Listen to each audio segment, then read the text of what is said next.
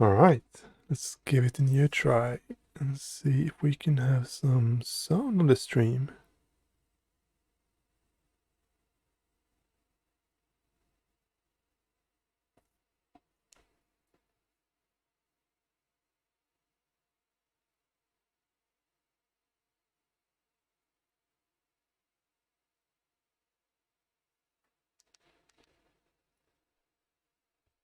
Hello. Awesome. Is the volume good so far?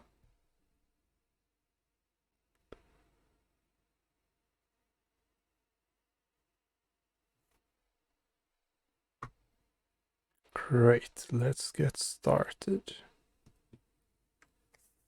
Here we go. So, 9 days ago, I think, I released the first version of my Tesla module.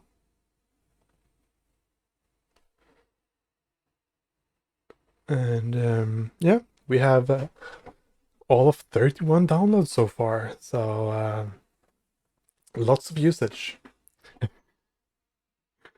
I promise it's not me. I haven't downloaded more than like, I don't know, 29 times maybe. Uh, no, but actually, I released it 9 days ago, and I've had some good feedback, which I really appreciate. So I thought that today, now we have a module that's released. It's sort of working. Let's see if we can polish it up and make it a little better. So I was thinking, we do have a bunch of commandlets. We don't have any documentation, and there isn't much help to get. And I've got quite a few questions with people asking, like, how does this work? How do I use it? And so on. So I thought, let's start by creating some nice structure for documentation and help. And there is this really, by now, quite old project created by Microsoft called Platypus. And if I remember correctly, this was created when Microsoft created this common engineering criteria, which basically said that every product group in Microsoft had to supply PowerShell modules for their products. And in the beginning, they also didn't have a lot of help and documentation. It's like, I don't know, maybe many developers do. You create code, you make it work, then you release it, and then maybe you document it. So the PowerShell team created Platypus. They actually created a new version of Platypus, which is version 2, and they released a pre-release of that a few days ago. So, oh hey, welcome, Emil. Yeah, Microsoft released a pre-release of version 2 of Platypus, like yeah, 3 or 4 days ago. I think the functionality is about the same so far, but they are working on improving it a lot. And the core change is that Platypus is currently written in PowerShell, and they are moving to have a module fully written in C#. And their main reason for that is to easier use the DLLs for markdown parsing and editing. Technically, I think that they could use those libraries just as well by importing them into PowerShell, but they also get a fair amount of performance by compiling the modules and delivering them as DLLs. But I think we're gonna start by using the old, like, version 1 Platypus module. So I've prepared by installing the module. So if we navigate to our where wherever that is. I think I have it here. Here is the module. Something. Oh yeah, I had some embarrassing spelling mistakes. So I fixed those. Yeah, I have downloaded the Platypus module, so we can import module Platypus.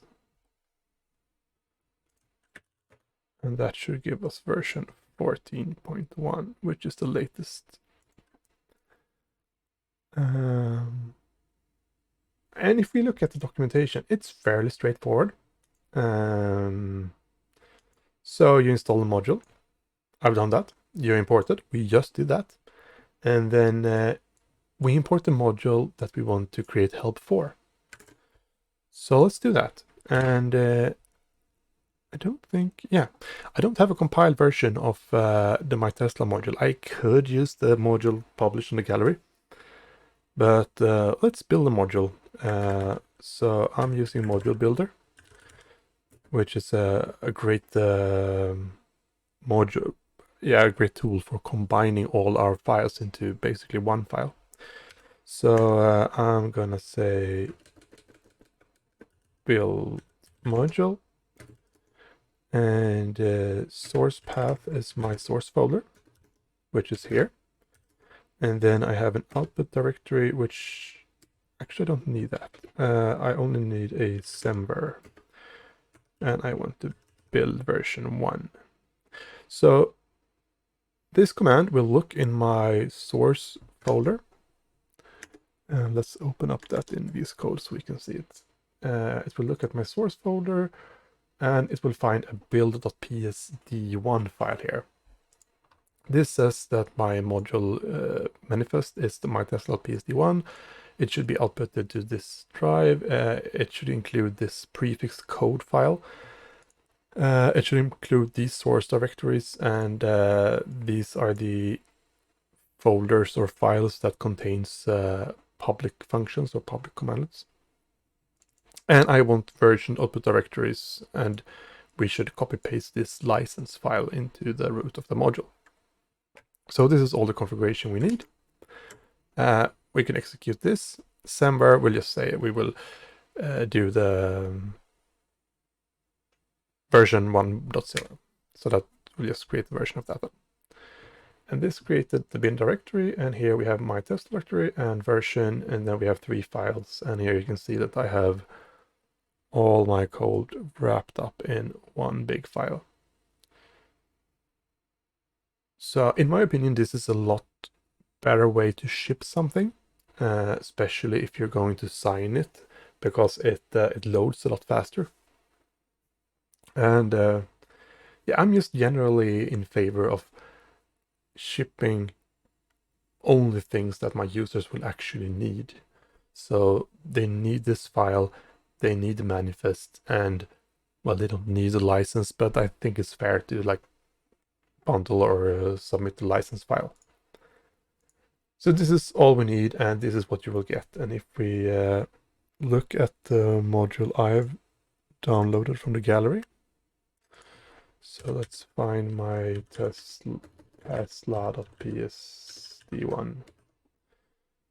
So one of these, here we go. This one is the one I've downloaded from the gallery, I think.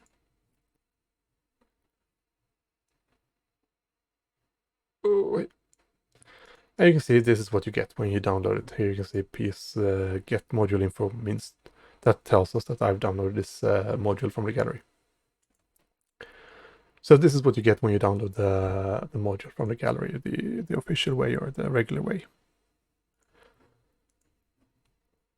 All right, so let's import that module. And I'm just gonna do in MyTesla. And if I do get module, we'll see that the MyTesla module is imported. Now we can use Platypus, and I forgot, let's do this a little bit bigger.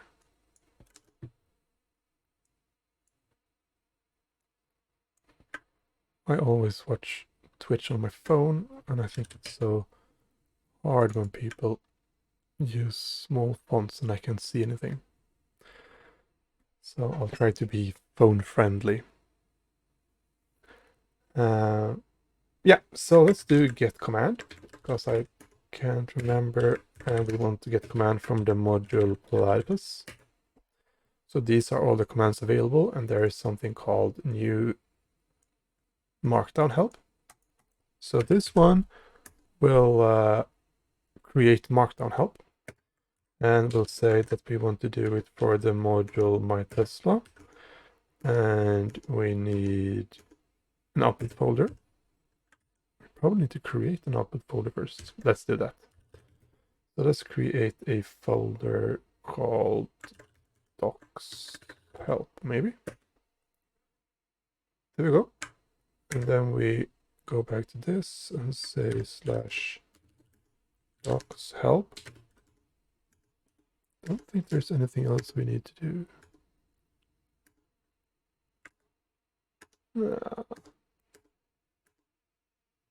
Locale. Maybe this, I don't know.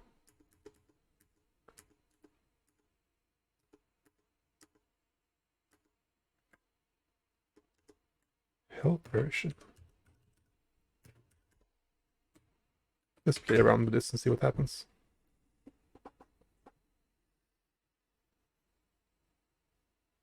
Yeah, I think that's enough. So this creates a bunch of markdown files. And Platypus will look at each command and see which parameters it has, and then it will create a markdown file that looks like a PowerShell help file or a help output. So if you go into the docs folder here, we can see that we got a bunch of new help documents. And I'm going to start with Connect Tesla, because I think this is the one that that's most important to document, like the start, getting started part. So whenever we write PowerShell help, like if I do get help new markdown help, I get an output like looks like this. It says name, synopsis, syntax, description, related links, and so on. I can add -full to get a full document, and here you can see it's a fairly long document, and yeah, it looks like this. So it has like different chapters and some syntax for different sets and a description, and it has a list of all the each parameter.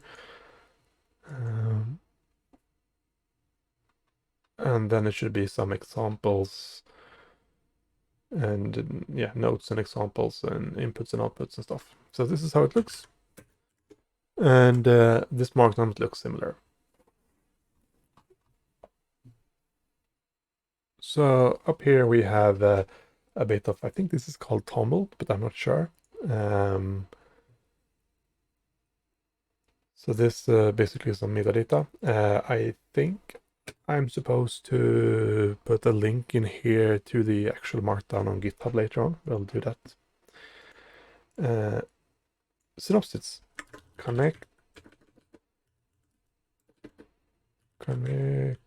to Tesla API using either a user name and password, a refresh token, and or an access token.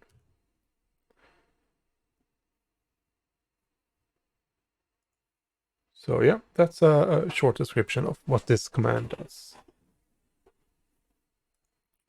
Then we have the syntax section, and we have the credential, which is part of the default parameter set. Oh, sorry, this is the parameter set credential, which is the default one.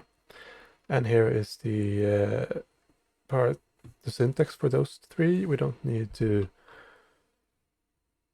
change that. I think that's good. And here is the long description. Connect to Tesla API. Tesla owner API.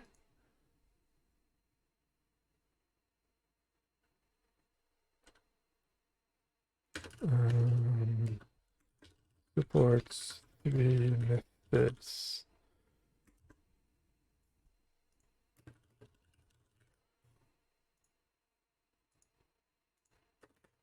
So access token will be stored in memory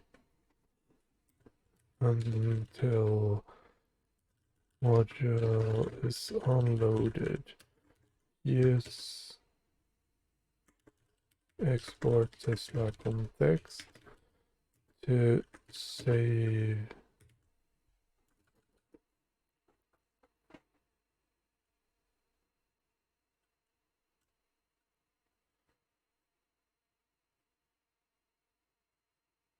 to save something. Credentials. Save context on disk for import.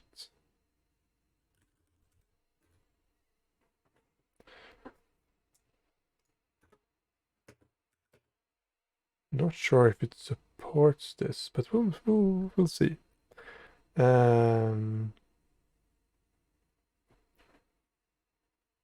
So methods, credentials, connect using username, password with optional and fake code.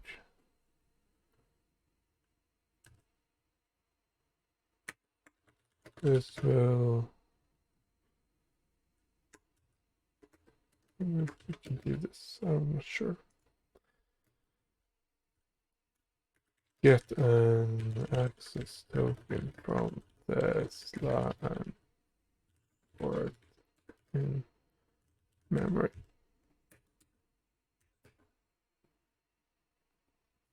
The other one is refresh token.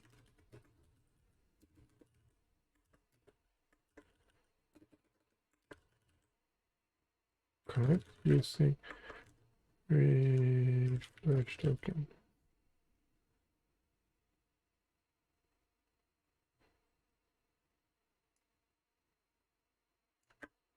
Just if we can do this.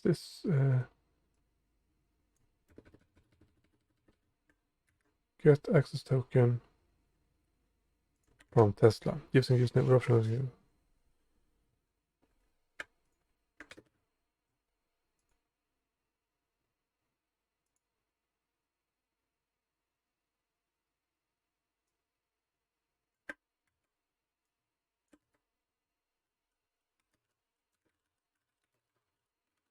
Yes, and then we have access token. Well, it's already token in memory without contacting Tesla.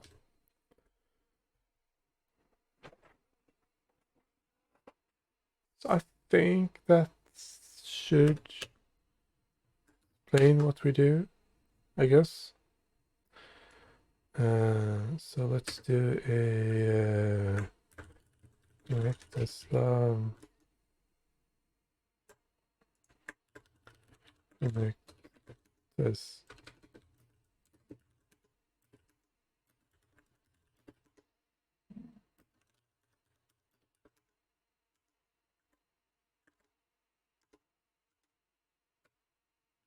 That should be enough.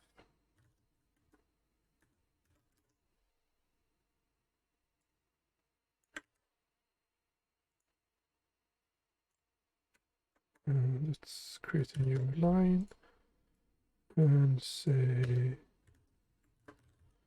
dollar credential equals get credential. I think that has a username parameter. Username my account at gmail.com. And that's just my password. I type the password. There we go.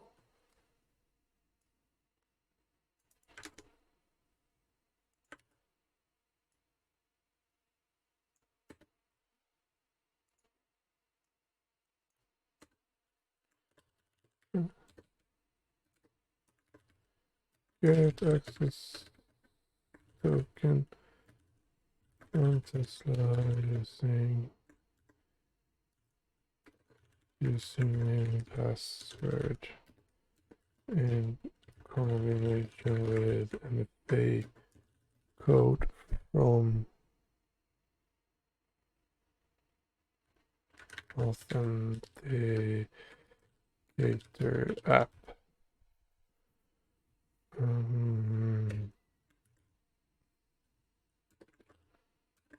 If MFA is not enabled on your account, just give the MFA code parameter. All right, that should be enough.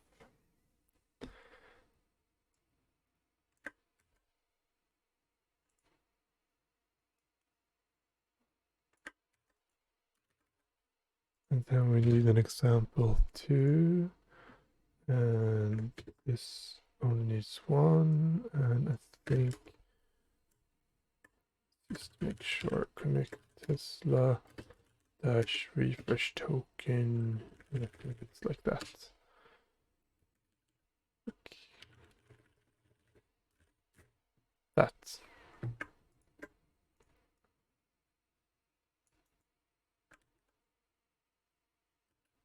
I wonder if it's a secure string. Secure string. Yeah. Okay.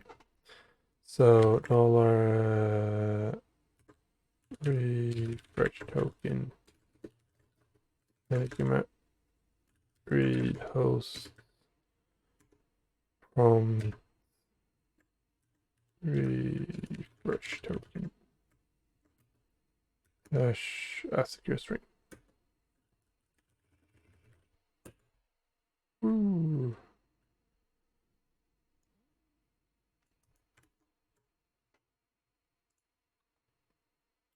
Example 2.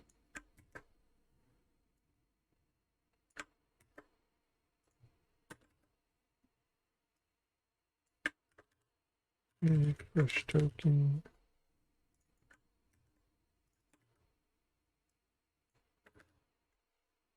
There we go.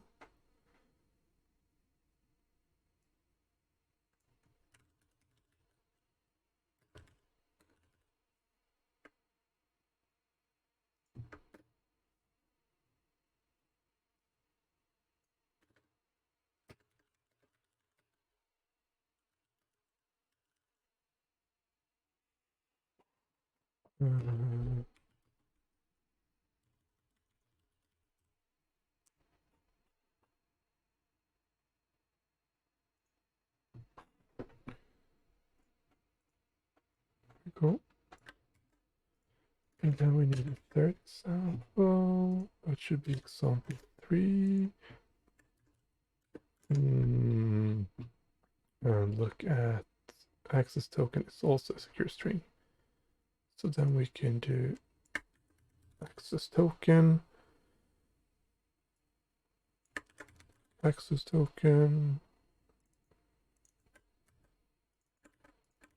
that.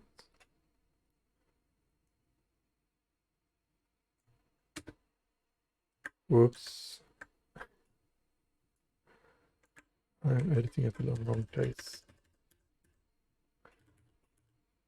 Oh, come on. Here we go. Example 3. This part.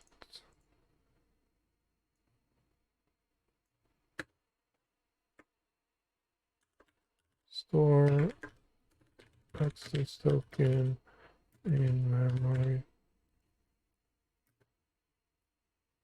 for use with other maps.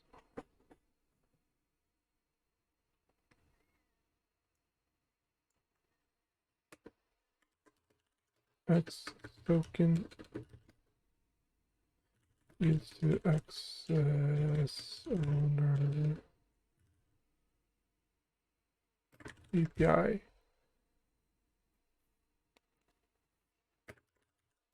needs to be secure string.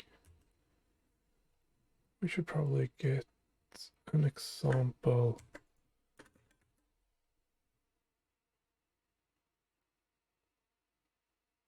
No, skip that. I think that's enough. Needs to be a secure string. Okay, secure string can be created using either read host dash a secure string or by piping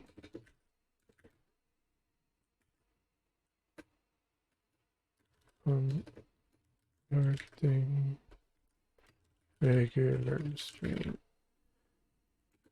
using the command convert to secure string.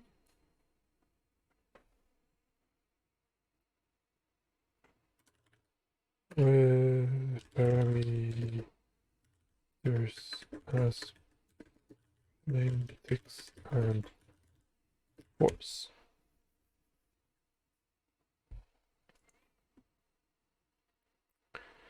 That should be enough. A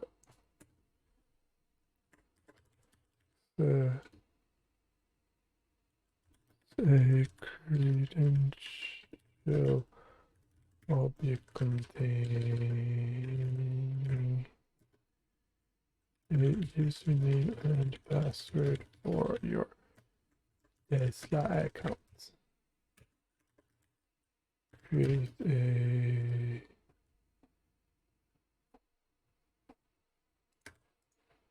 credential object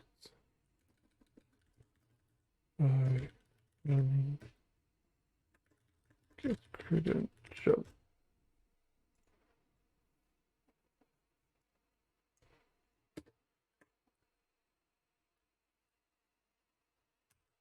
Interface code from your authenticator app.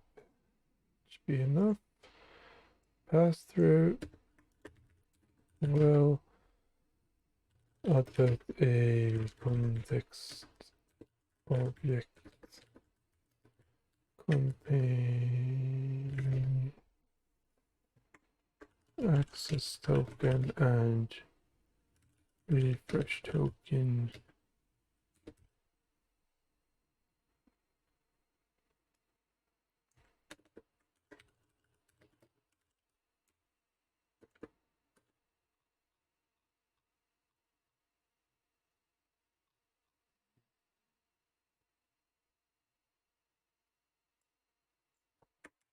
Potential object com.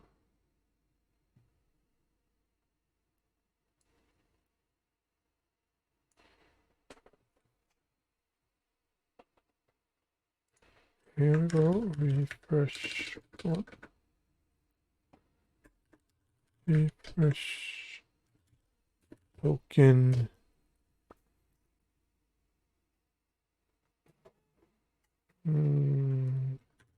Used to get a new access token from Tesla. Needs to be secure string. Just copy that part.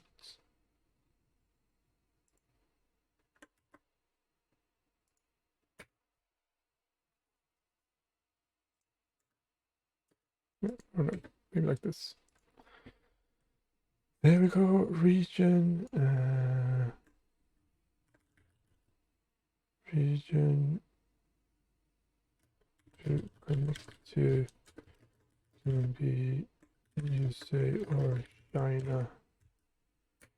If not in China, use USA.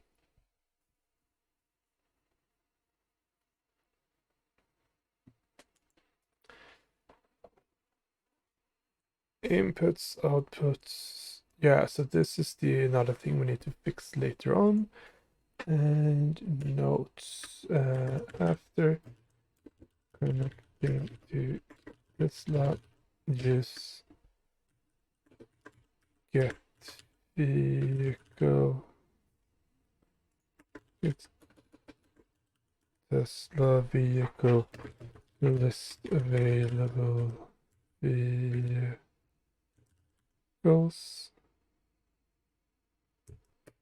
Use select Tesla vehicle to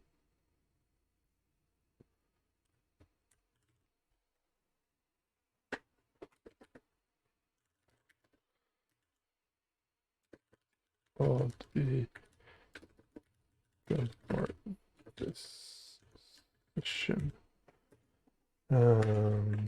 Both access token and default vehicle can be exported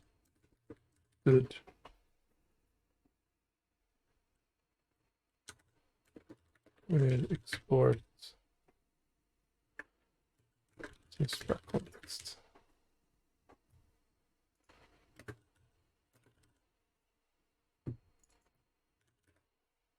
Something like that. And I think that is all. So now if we go back to PowerShell, we get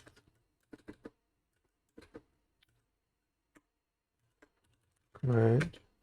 So there is this new external help. New external help path. So I think that's where we want the path, the help to be created. That should be like source.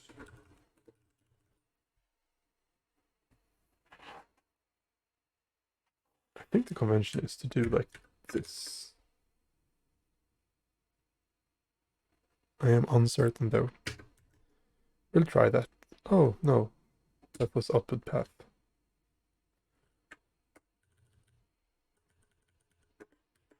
Okay, so docs help output path path.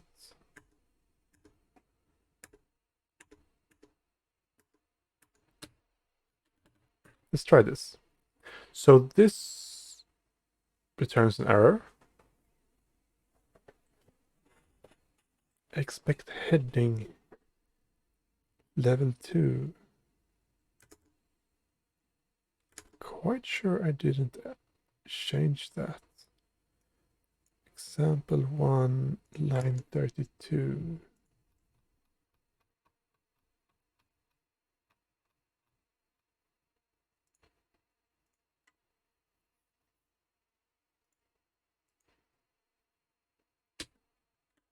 Oh, let's try this.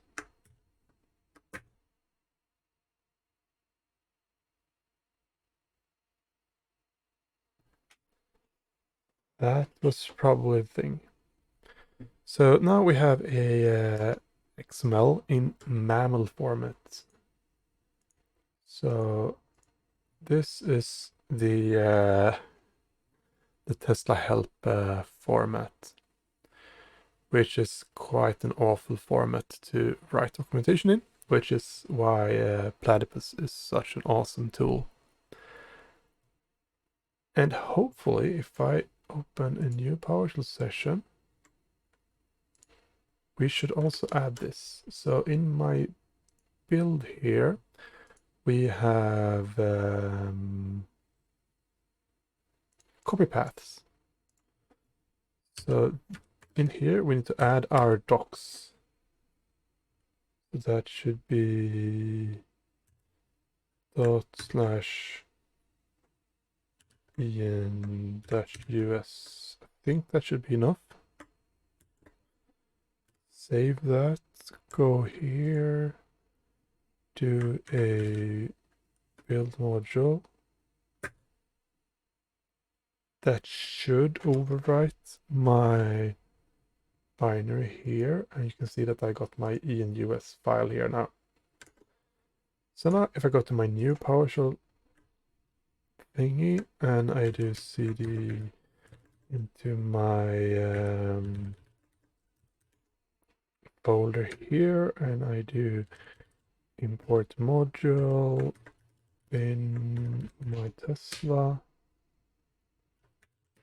and that loaded my Tesla module, and I should be able to get help connect Tesla full, and that gives us the help we just wrote. So now we have connect Tesla, we have the description, we have some parameters.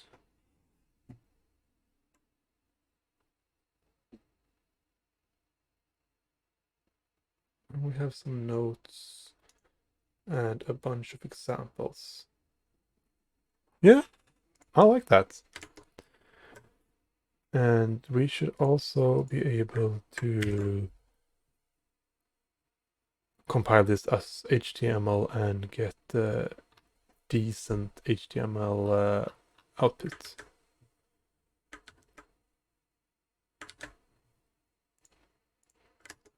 Right, let's see if we had anything more here. We have get help preview, get more metadata, merge, new. Yeah, that should be enough. For now at least. So yeah, I'm not gonna bore you with filling out all these, but I certainly have to do this sooner or later. But I am going to go into my Git thingy, and yeah, first off, I realized I had a misspelling of parameter instead of parameter, so that kind of broke stuff. So I fixed that upstream. So this time I'm going to be a good citizen and that to its own commit. Fix misspell.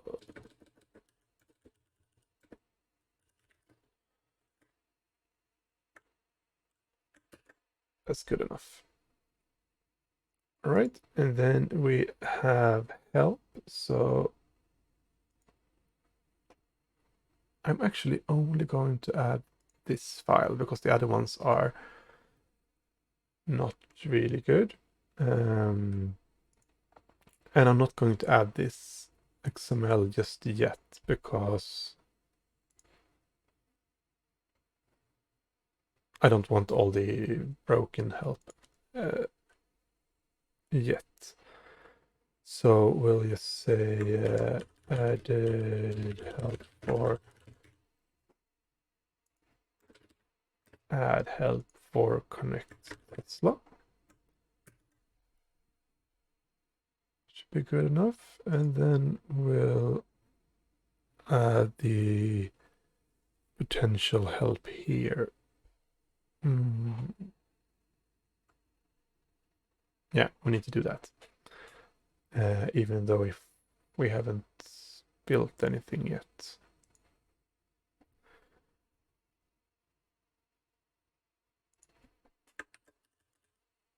Add add mammal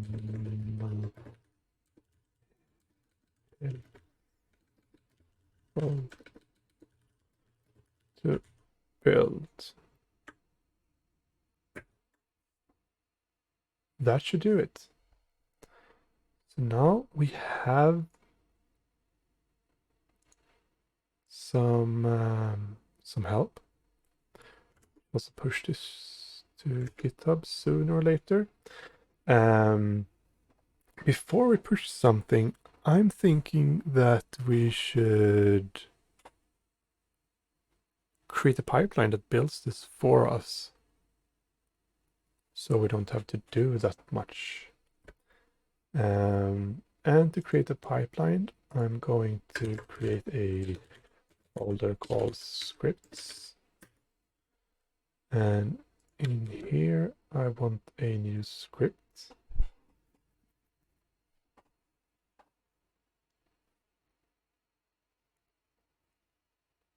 We should probably have a get build dependencies.ps1.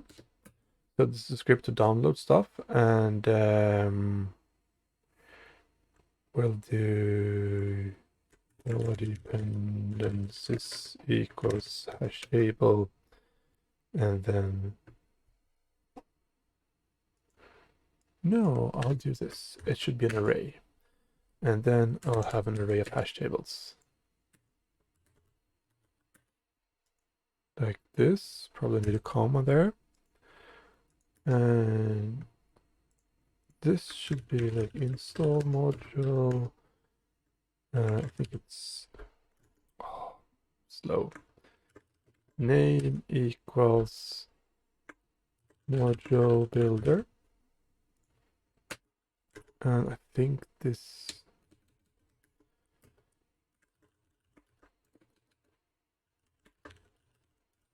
and I think there's a required version called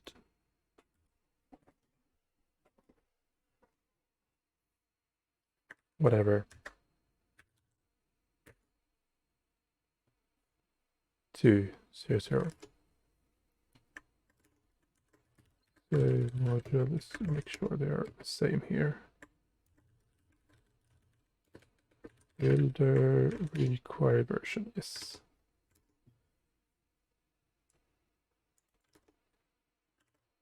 So let's do this, and the required version should be 2.0.0. And then we need the same here, but that should be platypus. And that should be 0.14.1 maybe. Whew, I remembered. Why do you create my... Yeah, exactly. So I'm going to create a list of hash tables that that I can use to splat to save module.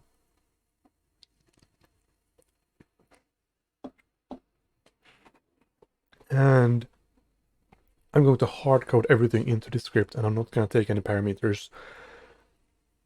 It's not really good practice, but yeah, I'll get to why later. So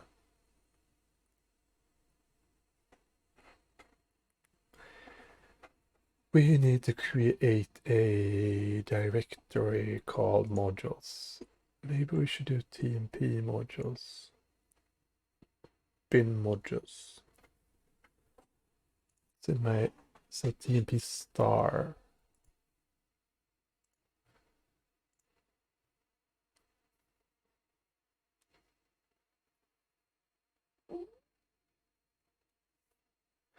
Let's do this. If not test path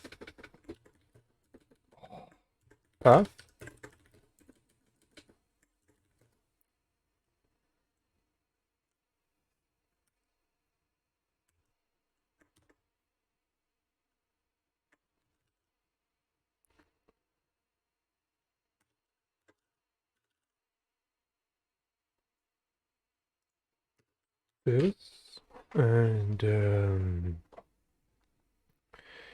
we should do a new item dash path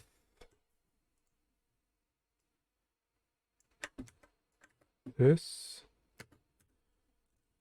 item type directory, and we don't want to output that. So if we don't have this path, create a path. We also want to make sure that we are in the right place.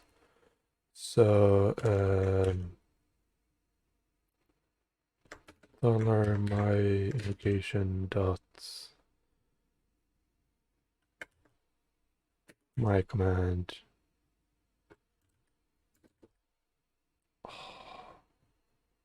I don't remember this. Let's comment this out and do my invocation type convert to JSON, save the whole thing, and just do script down get. Ta-da! So my invocation is this magic parameter that exists anytime we run a script, basically. And we have a my command dot path. This is the full path to the current script.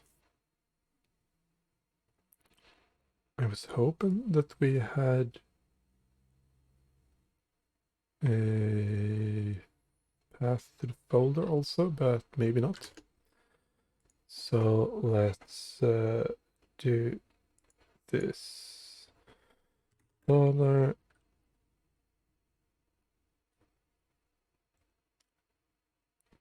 path dollar root path equals my invocation dot path, my command dot path, command dot path, and we only want the path dash path, and we want the child leaf.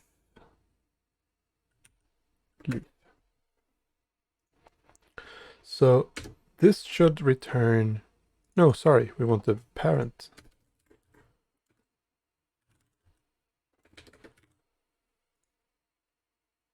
This should return the folder, like the scripts folder.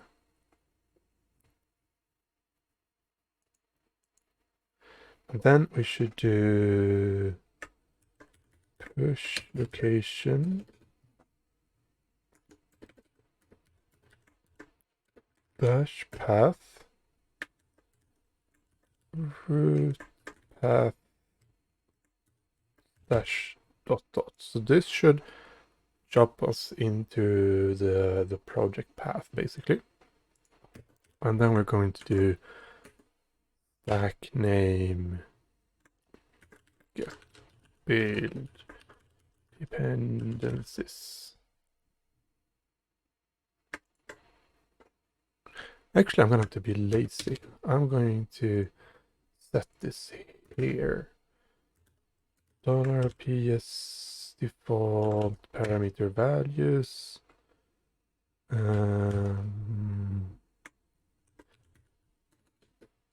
Star dash location.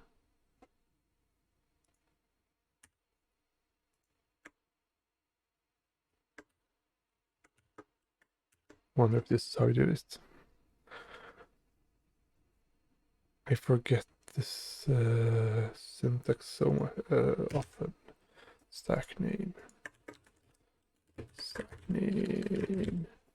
I think this is how you do it. Equals get build denses.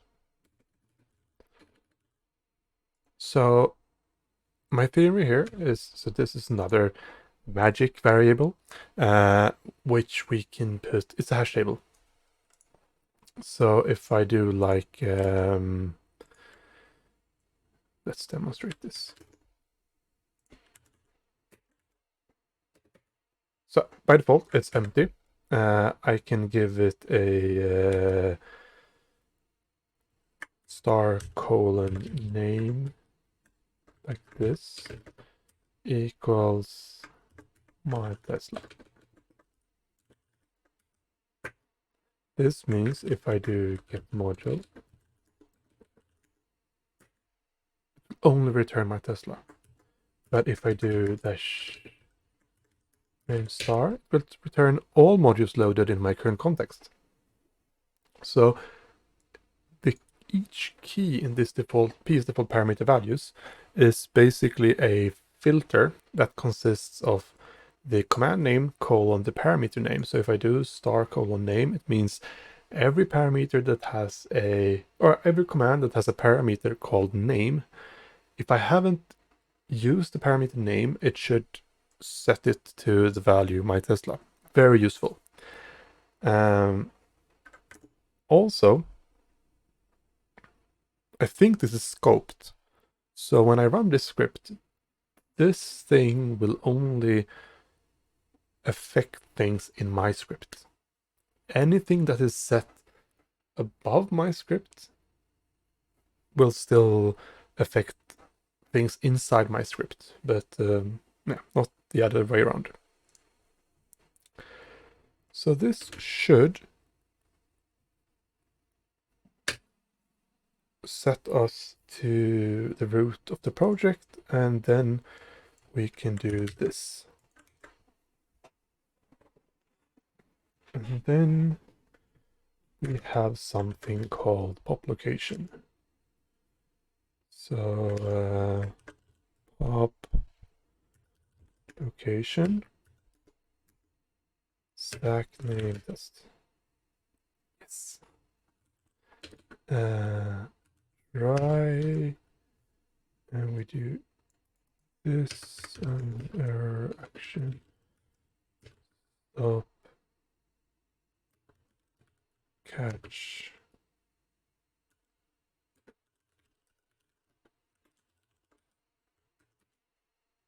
Yep.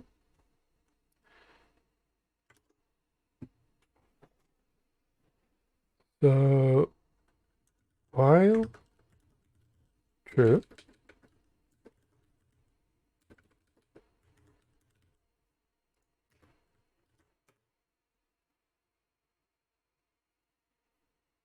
we should do pop.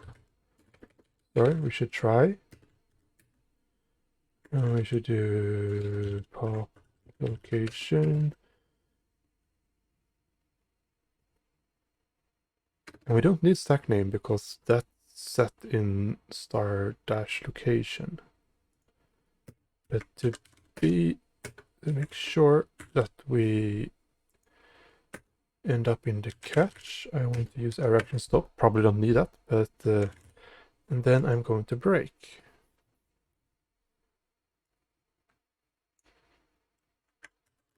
Let's try that.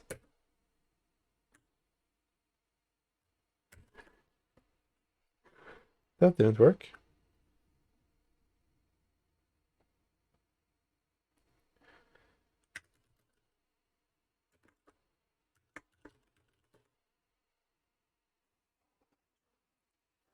Wonder if I can list my locations in the stack. Get location.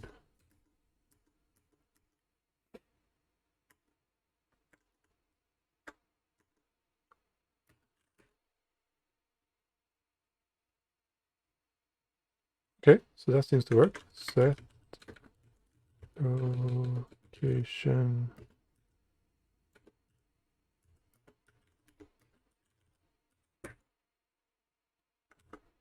Oh.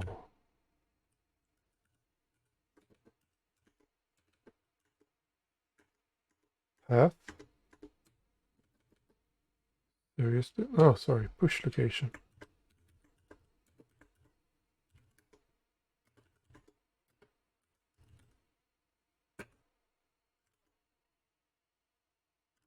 Okay, that seems to be working.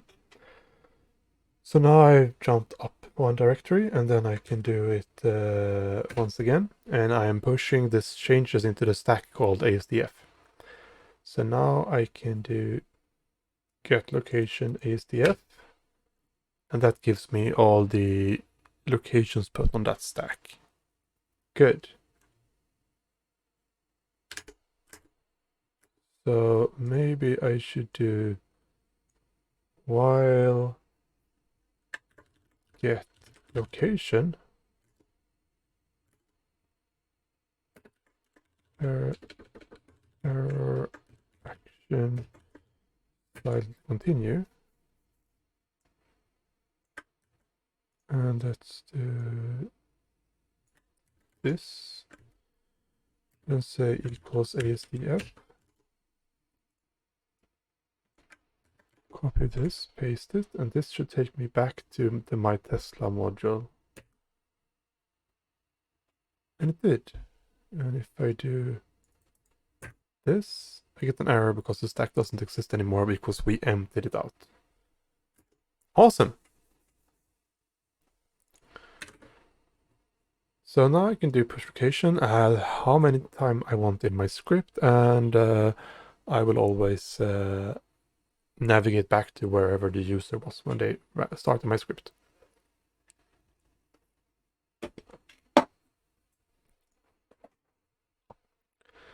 So these are our dependencies, and these are the stack name, and we will create a root path, and we will jump to that root path, and then we will test if this thing exists. We should probably copy that and do like $modules path and set that up here. $modules path equals, whoops, modules path equals, oh.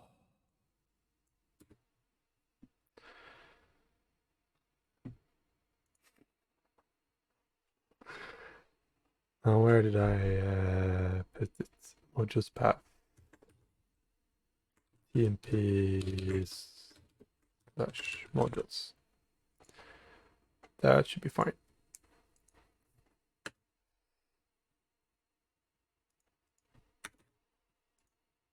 This, and now we have created the modules path directory. Now we want to do for each $module in module param in dependencies. Jump. Save module. Save module parameter. So this should download each module into my modules folder, which is ignored in Git, so it should never be committed into my repository. Quite a lot of code to do something very simple, but I hope it will make sense in a while. So if we do this, and I'll just stand here and I do like, whoops, /scripts git. I really want to call it download build dependencies because that's what we do. That's what we're doing. Download build dependencies, and then we do /scripts download build dependencies. That didn't work. Dash path modules path. Let's do it again.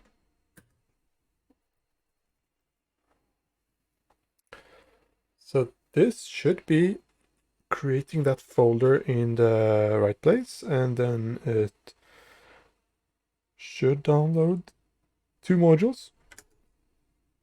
Let's see. TMP modules. My Tesla. That didn't work.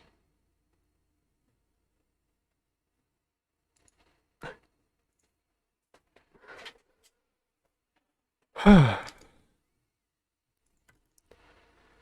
then I probably got stuck in this loop thingy.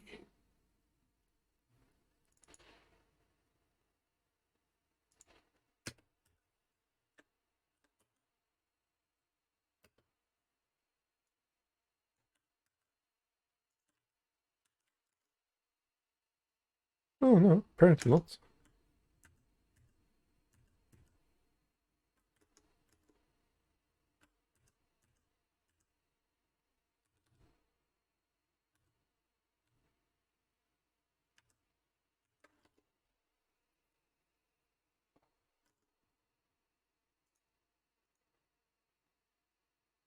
So it does something. Although I'm not sure why it created this My Tesla folder.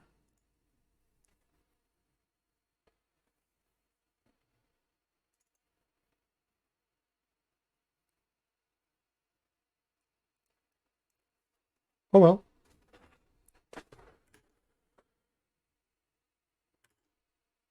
All right, cool. Now we have module builder and we have configuration and we have platypus.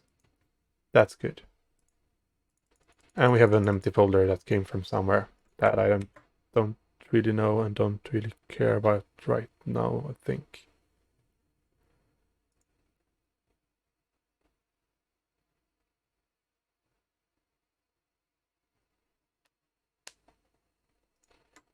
Yeah, and we're back in the right path and everything. Awesome. So now we can save this and then we can create a pipeline. Now I'm going to do some stealing. There is this awesome module called Bicep PowerShell. It has nothing to do with Tesla, but it's a module for building bicep files, or actually building bicep files into ARM templates and a lot of other things. And it's made by this awesome guy called Stefan, which I think is in the chat, I hope. And he has some pipelines that I'm gonna steal from him. So let's start by creating a workflows folder.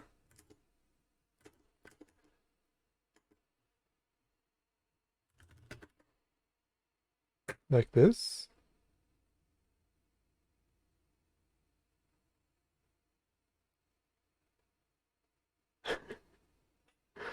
Not sure what it did there.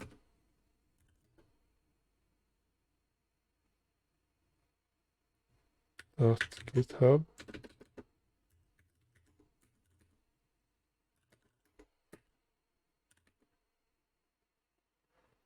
Oh, I know what it did. Do you know what it did? It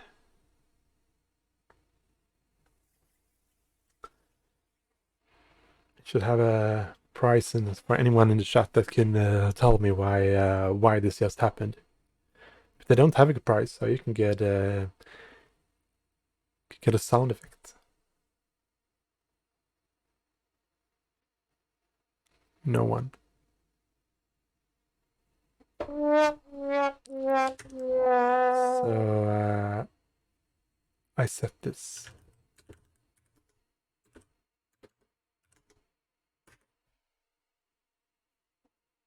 And every command that has a parameter called name will get the value of my Tesla. And new item has a name. And I didn't use name, so it will fill it for me.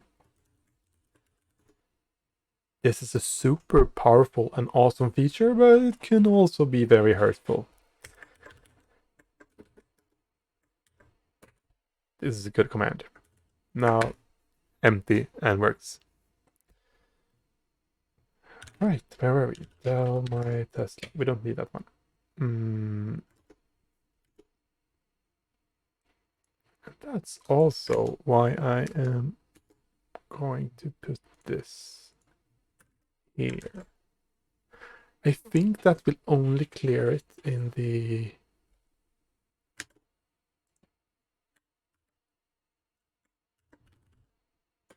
Let's set this again. And then we'll just comment that out and run the whole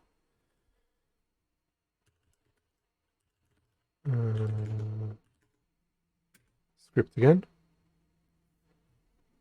And then I just make sure that... No, it's not scoped, it's global.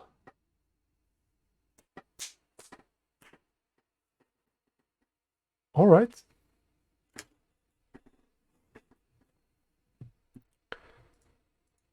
So we probably shouldn't do that. We should do it here. But in this case, we should end the script by resetting this.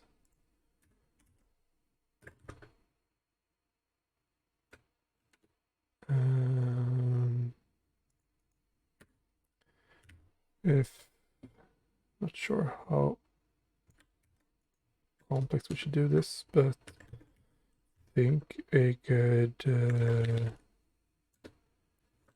practice is to do this, and if it contains this key, then we should remove that key.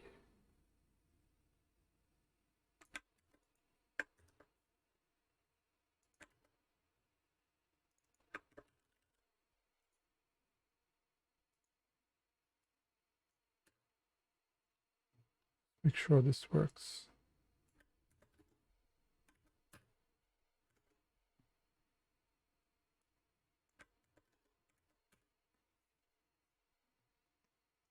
And if we do this, it should be empty. Good. Clean up after us.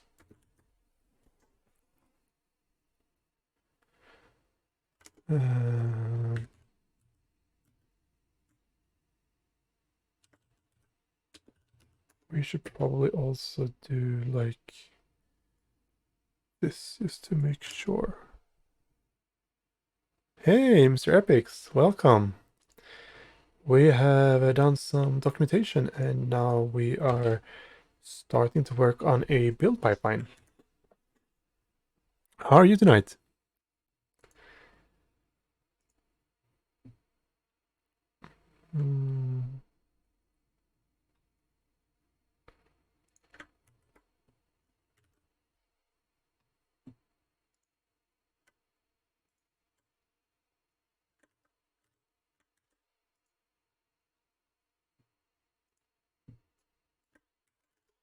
So I'm going to test this again, and then I'm going to do like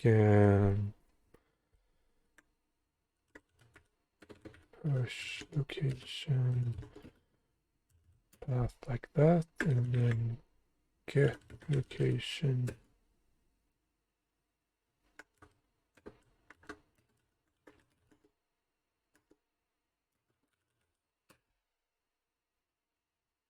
Okay, and then pop.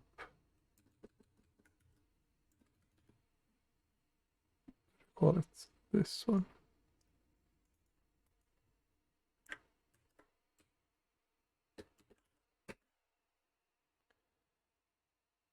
Didn't work.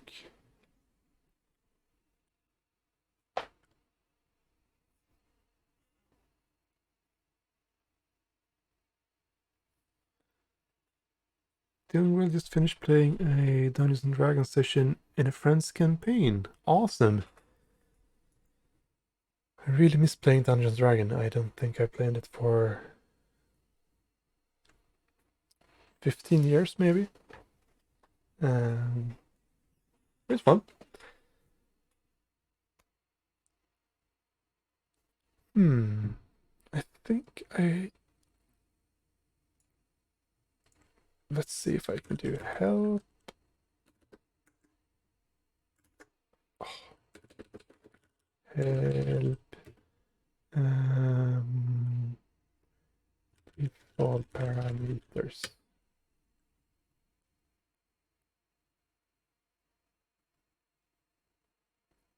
Yeah, I can imagine if you can play Dungeons and Dragons online, it would be, or it is a great activity.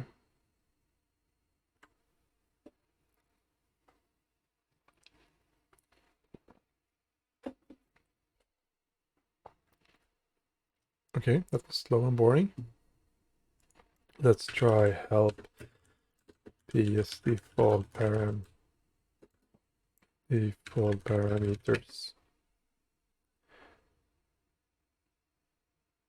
Yeah, so I'm using the default parameters to set a stack name on all the location commands, like push location and pop location. That way I can do push location, and if I do push location on several places in my script, and I forget to add the stack name at one place, then I'm thinking the same feature. I've only ever used it when I've wanted to splat values from multiple.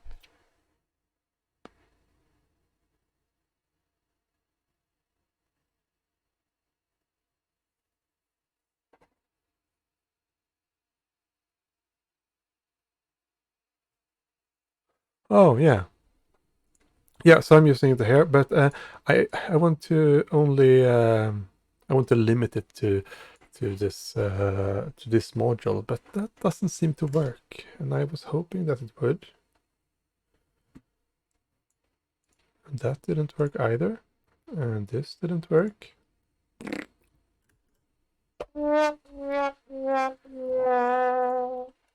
PS default parameter values. Google is your friend. That was the document I tried to search for. Syntax. Oh, it only takes commanded name parameter name. I was hoping it would take a module name also.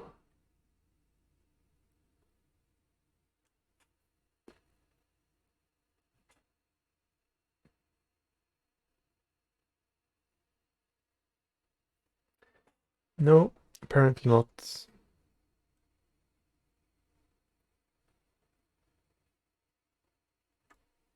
Oh well. You live, you learn. Let's not do that. I just do Stardash location. Riese, welcome.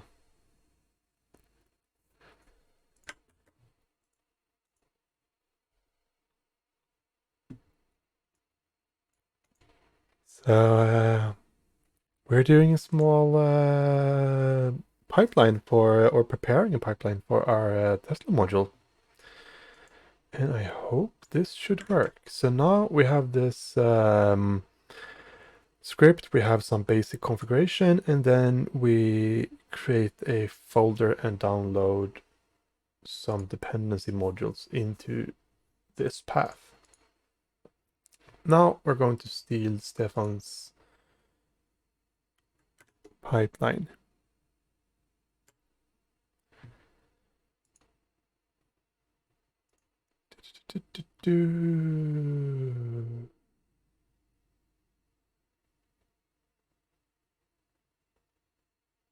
Oh, I thought he had a pipeline for car labels. Well, I think it's this one.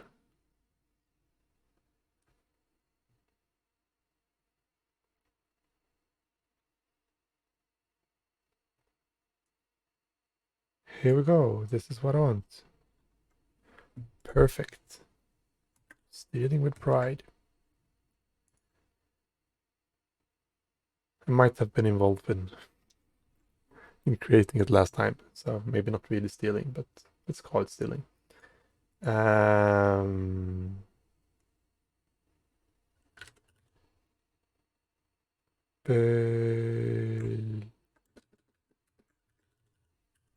Build module something dot YAML. So let's do this. I wonder if we have a action GitHub. I'm missing a extension somewhere. So let's call this build module. We should not do this on pull request. We should do this on master main.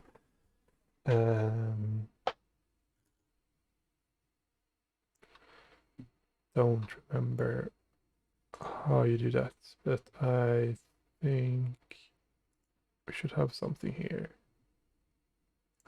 On push branches main, that's how I do it.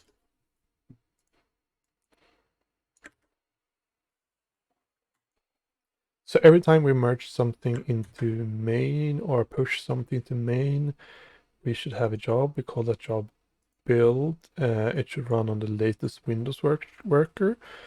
I'm generally not a fan of using latest, but in this case I don't really care, so I think latest would be fine. Then we have some step, and the first step will use the checkout action, and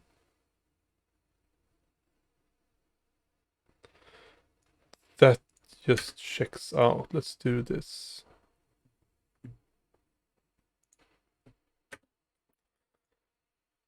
Name checkout project. I think this will work.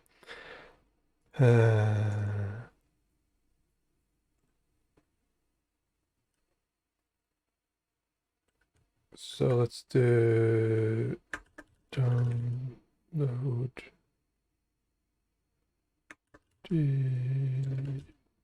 or cache dependencies. Cache build dependencies even. So we're going to call this, given the ID of a cache build dependencies, set up cache for build dependencies like this, and we're gonna say with path scripts and that whole thingy. Copy relative path. Yep.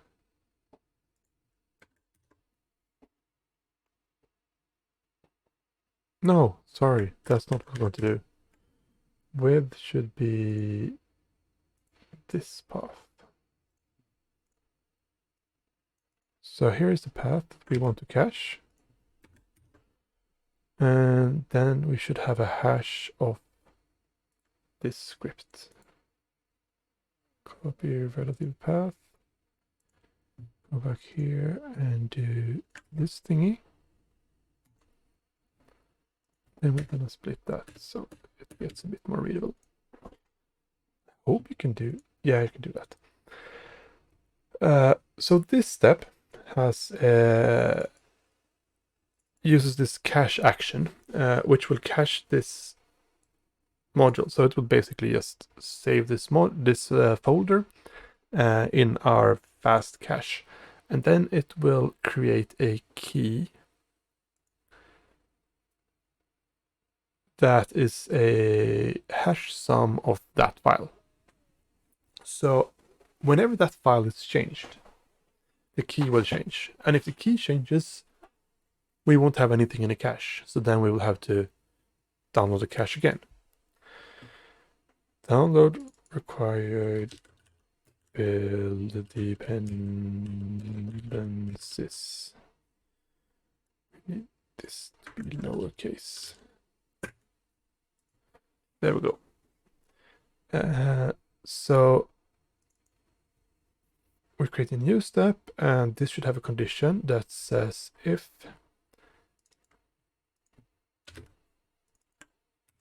cache, so steps.cache build dependencies.output. So this part will output a cache hit, and if it's not true, then we should run this. So we need a shell. We should call it, or we need a PowerShell, so PowerShell core, and then we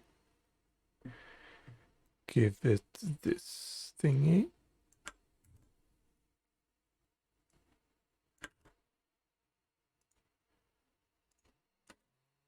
And that's it.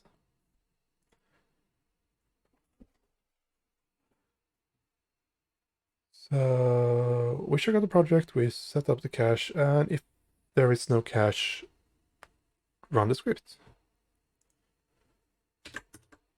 And I'm going to use forward slashes because that, I don't know, feels better. And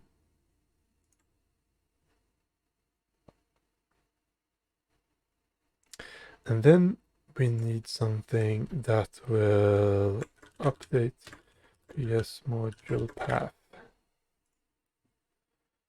And here we should run our environment piece module path equals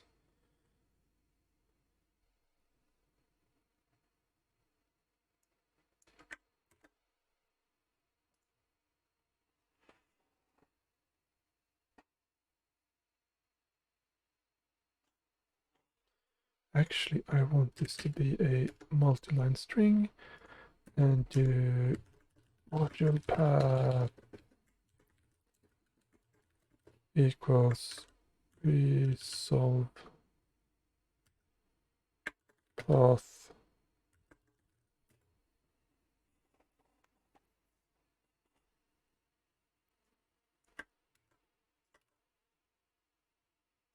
let's try this. Where are we?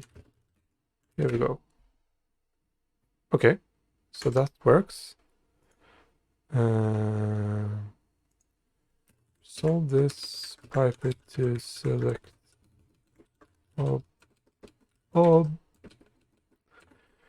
object, expand property path. So this should give us a path, and then we do path. Sorry, modules path, comma, nps module path. I think it's module path. This is modules path. It's module path. And we're going to join this with system. Did we do this last time? IO.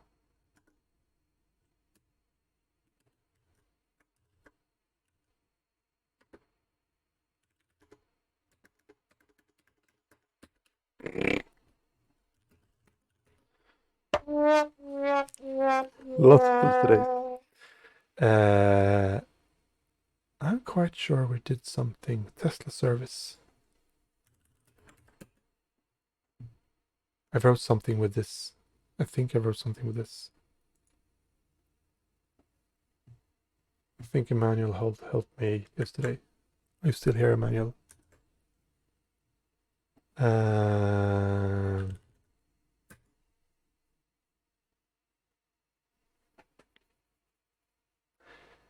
didn't do it here.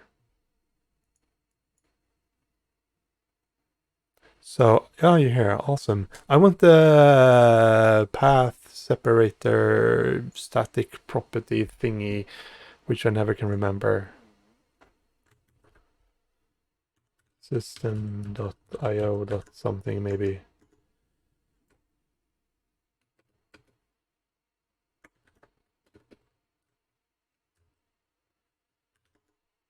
Path. Maybe is there a path? Look at this. Directory separator. Char. I find it.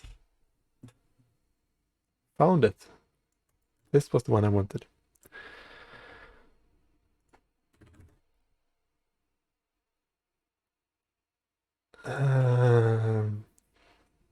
No worries. Last week I was looking in the environment, and I think you corrected me and pointed me to System.io path. So let's call it even, right? So I hope this. Oh no, that's not gonna work because that won't run in the same context.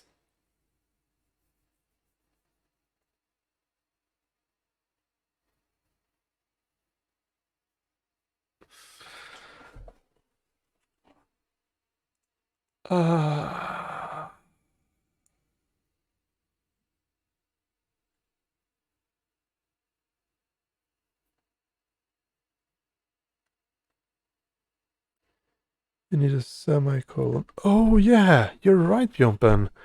It's not a it's not a directory. It's a path separator I want. That is the one. Thank you for catching that. Time to take dependence on John's value. Yeah, that's actually not a bad idea. I'm not going to do that tonight though, but maybe I should.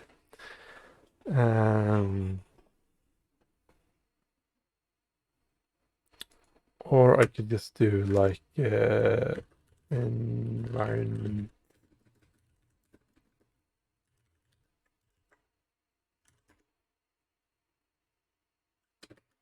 Yeah. So this should be, I should be able to do this for the user. And say like new value, I think. And then we just do set environment variable, and that takes a string, so a name, a value, and a target. The name should be PS module path. The value should be new value.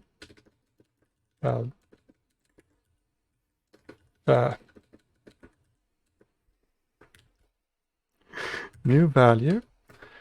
And what else? A target. User. There we go. All right. I think this will work. Test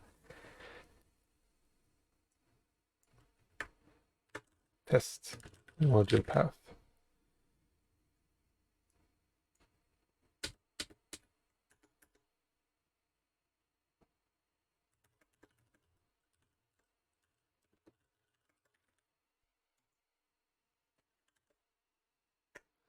And that's a build module. So this will set everything up, and then we need obviously a build step later on.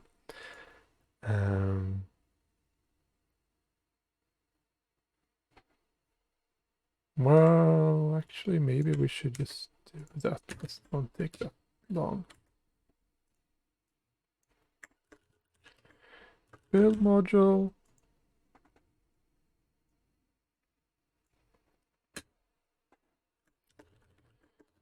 Import module.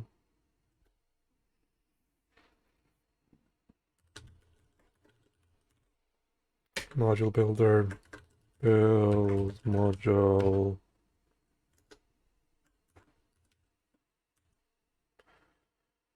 Build module like this. And now we should do something funny. I think we can do like git version that show git version show variable semver.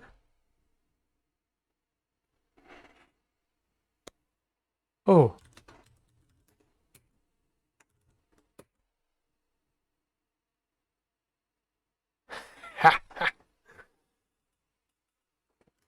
Awesome. Show variable semver.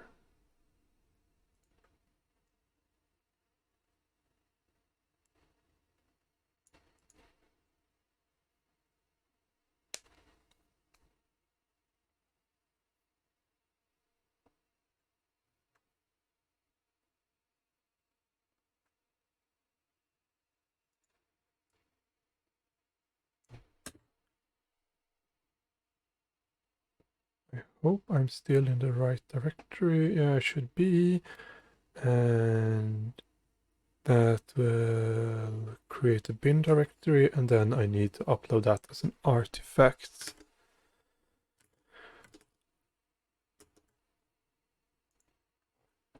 GitHub Actions. Whoops. Now we're going dark. You'll have to bear with me. Maybe I can fix that. I have a problem with my light not charging sometimes, which is a bit annoying. Oops. Give me a second.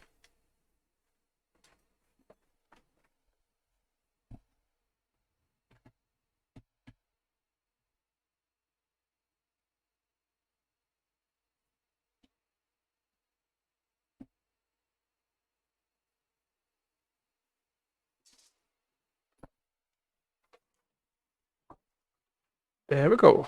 Hope it'll stay on this time. GitHub Actions,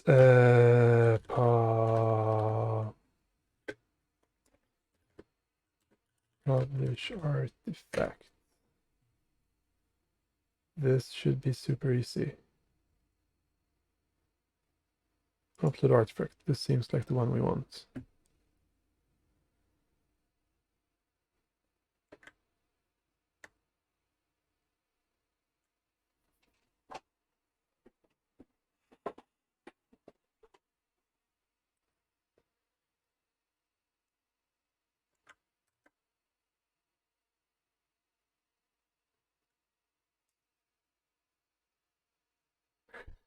Dark mode. Yeah, exactly.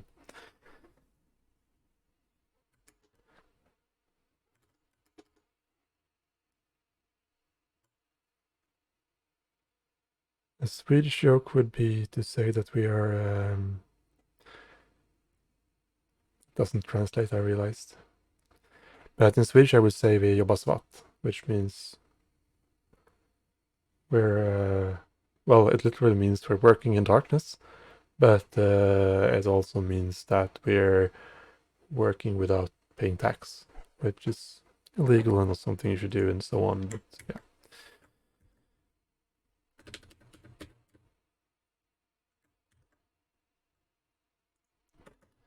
Let's try this.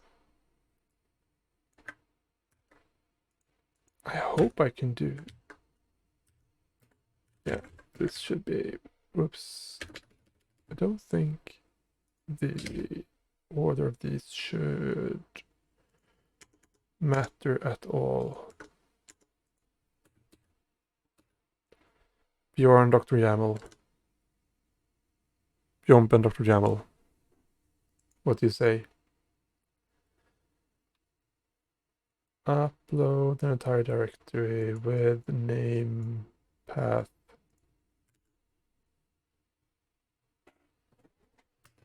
Okay, so what should be the name? It should probably just be my Tesla.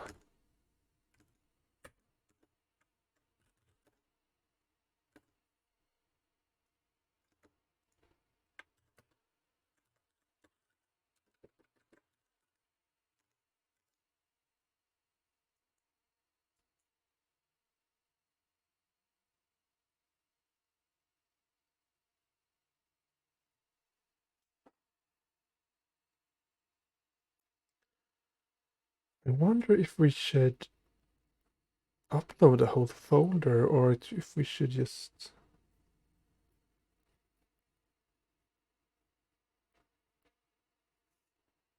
yeah, I don't know. Let's just try uploading the folder and see what happens. Name, my Tesla, path.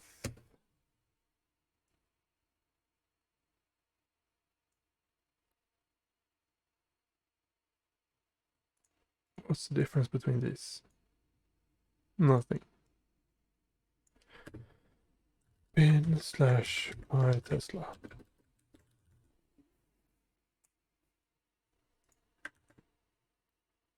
Name. My Tesla.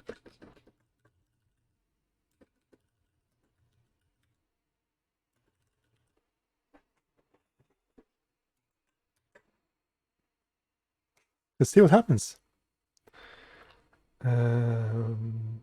So git and add this one. And we have a bunch of help modules. We have a script here. That is the key, so we really need that. And then we have this, which we won't upload yet. Add basic build pipeline. And then we obviously need to add some like run tests and whatever. Lots of things. But this should like at least do something. Get pushed. See what happens. This is exciting. Hopefully it won't blow up and show me a lot of errors. But we'll see. Where are we? Here we are. And if we refresh this, we should have a workflows, and we should have an actions, and there's an action, and it's running.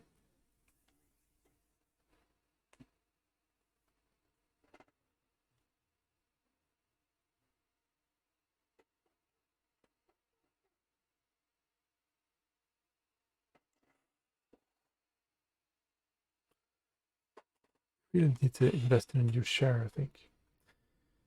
This one is like almost as old as me, and it sounds awful, but it's very comfortable. Oh, come on.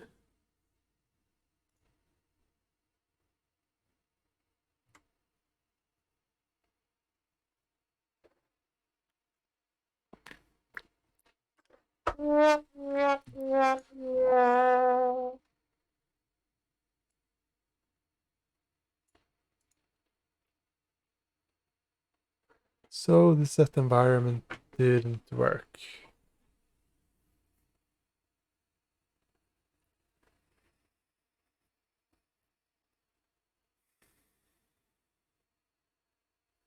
Oh well. At least it was worth a try. So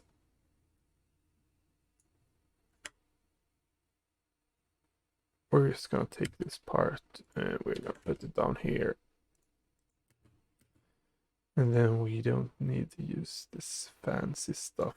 We could just do like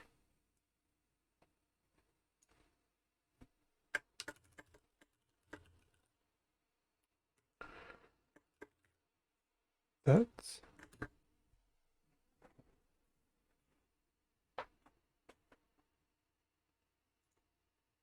And then we don't need these steps. Maybe I should take a dependency on the export variables module. That would be fun, actually.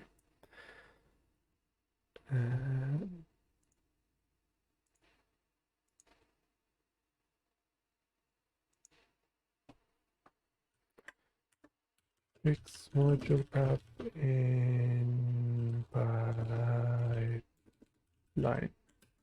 something.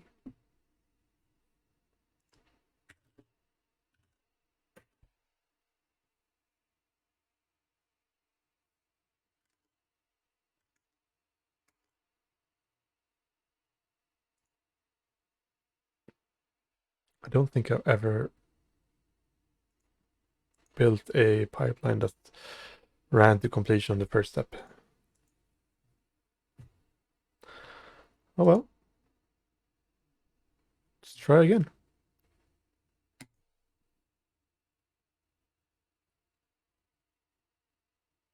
I wonder how long artifacts are stored for and what happens with them.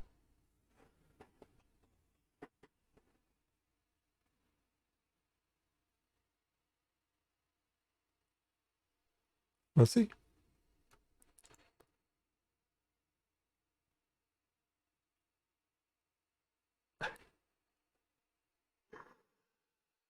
Oh well.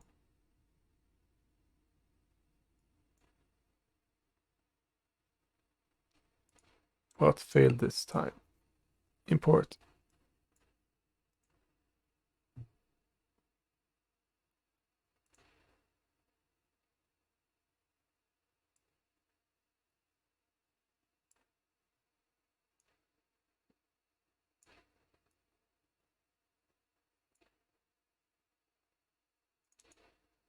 Oh, it's a typo. Maybe it was, maybe it worked the other way around. Oh, I feel terrible. Let's see if we can.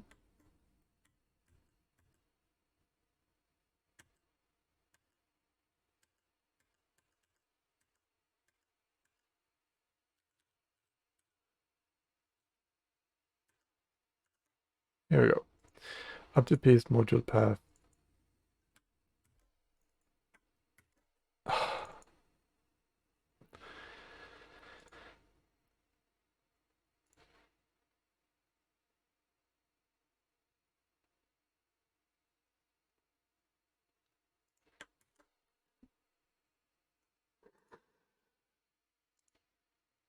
Oh well, let's try again.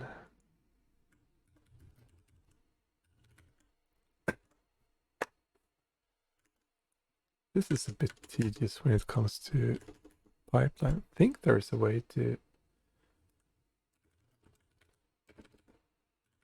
execute them locally, but yeah, don't remember how to do right now, so we'll just do it like this.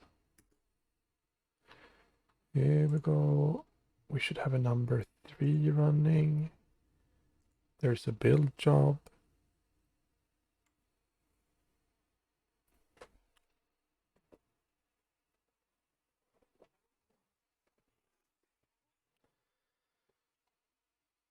Fetching, downloading modules.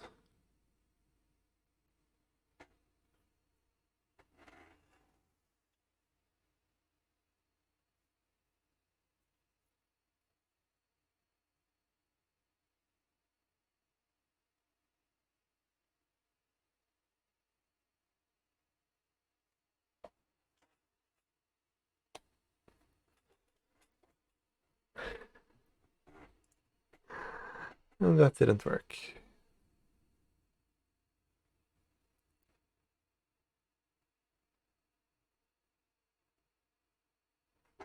Oh well, worth a try. Let's go back on the going back, so do the thing again. Let's take this and put that here and do like that. The environment, oops, environment PS module path.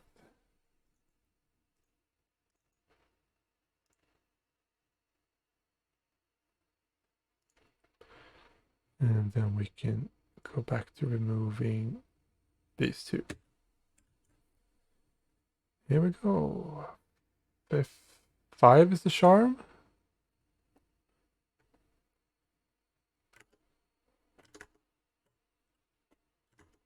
Did we? Oh, we didn't commit it.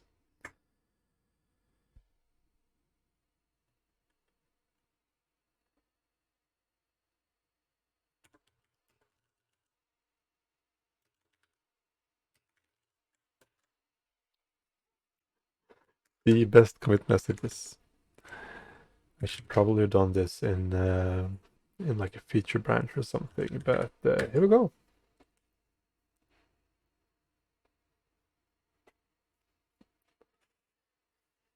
We have pushed to GitHub, and we should have a new action running. 4 times the charm.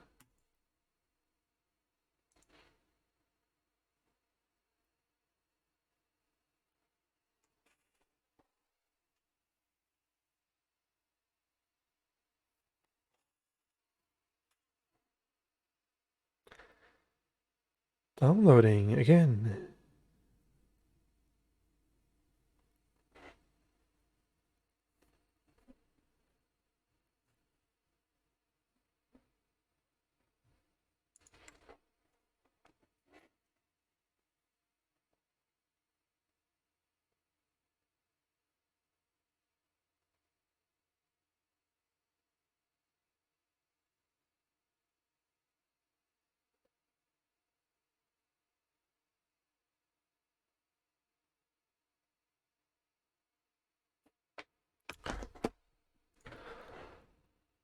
What?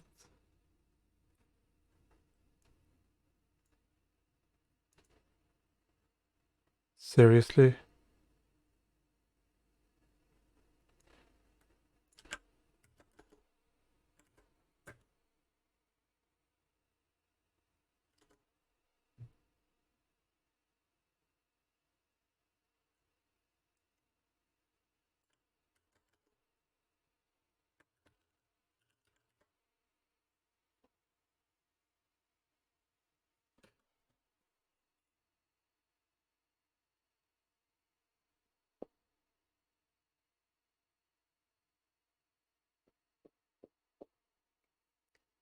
Can it be that we don't have Git version? Or maybe that we have a different version of Git version?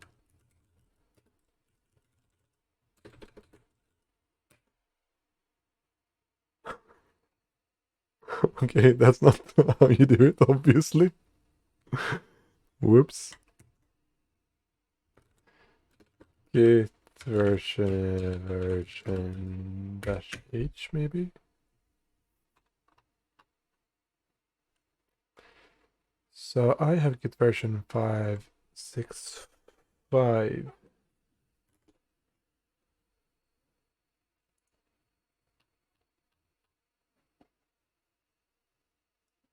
What if I go to, let's do the old internet search. Windows runner version.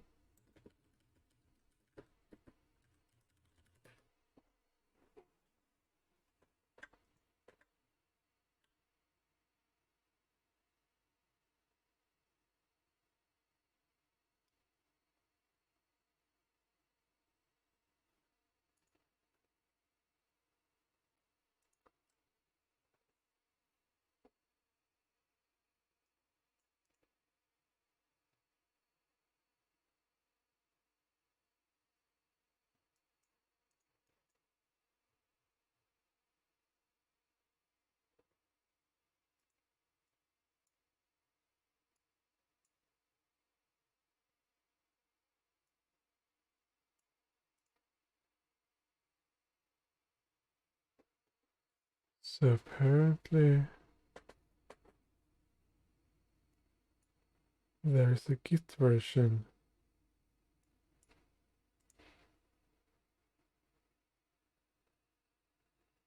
Okay.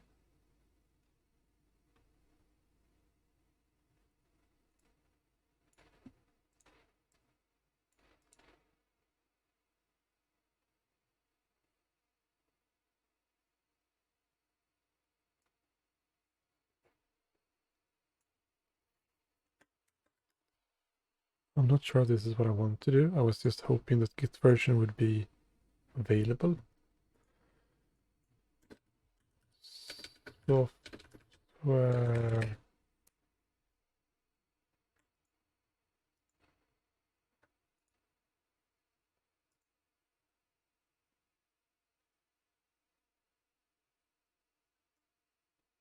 Reinstall software Windows Server 2019. This should be this one.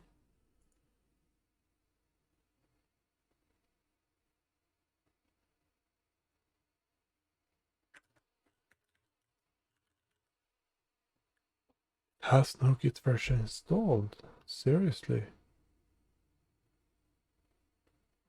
That's a bummer.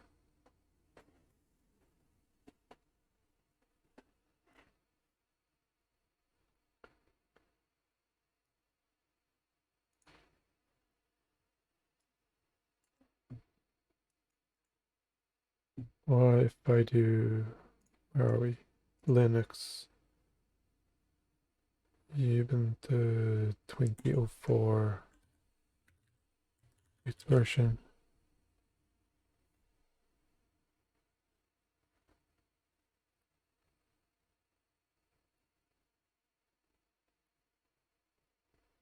I am baffled. This really sucks.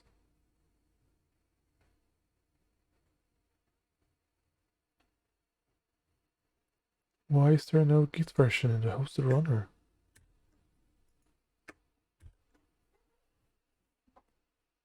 Oh well, then we have to do it this way then. Copy this and go to our pipeline and do check out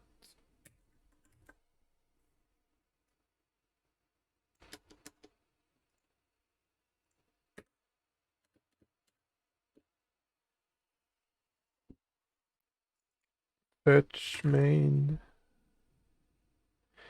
if reference not equals to main, git branch create reflog main.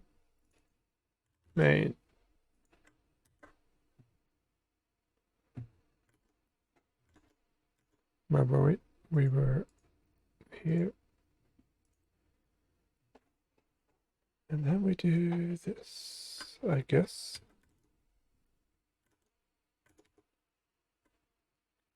kind of a disappointment. We should probably do this here. Shoop. Run git version. Uses that. Yeah, sure. And then we can do Semver. That's this one. So now I'm hoping we can do this then. Let's try it. Add that. Add git version to pipeline commit. I think there's a push here.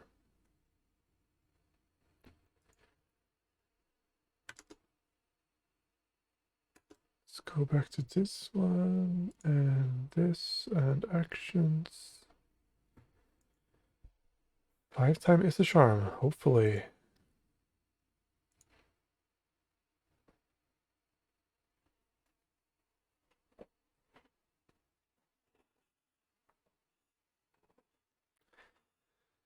Time is 5 minutes to 11. So hopefully this works and we can call this a win and we'll be one step. Git version error container action is only. Of course it is only supported on Linux. Don't know why I'm running Windows from the start actually.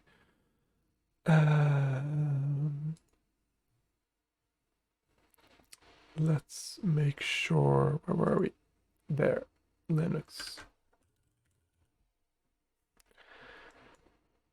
PowerShell is installed. Good. Then, what's the name of the runner? It doesn't say. Ubuntu latest, maybe.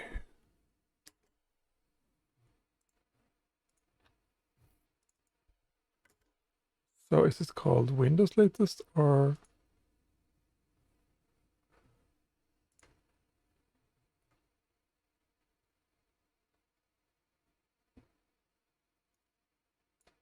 Self-hosted runners.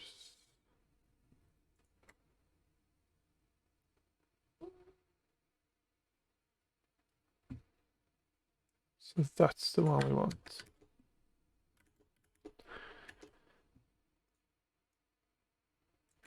Okay, let's switch it up.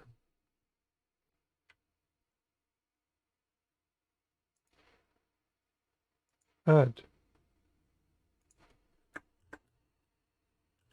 I now run some Linux. There we go.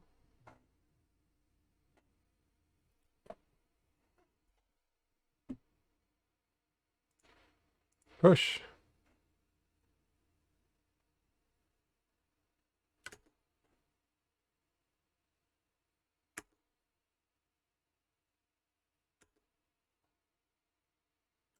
We have a push.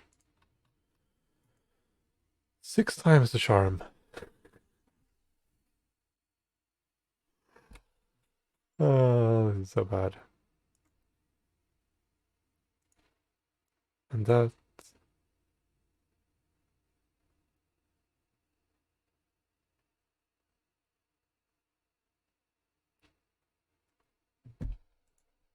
Doesn't even work.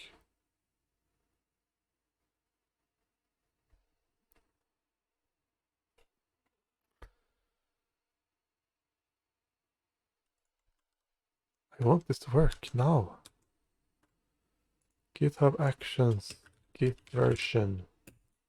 Work. Coderex. That's what I feel like right now.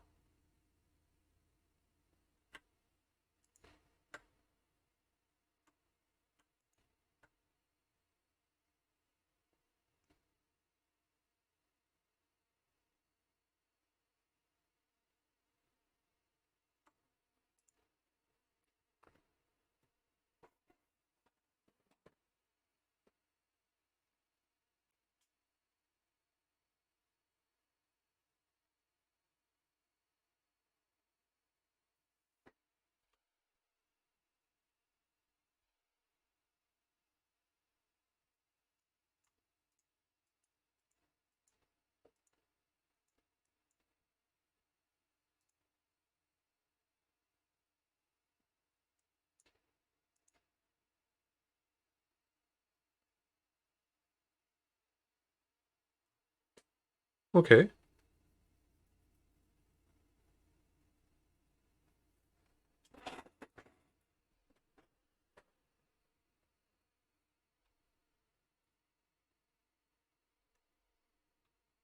Guess that works, but not sure I went. Yeah. Okay. Git version.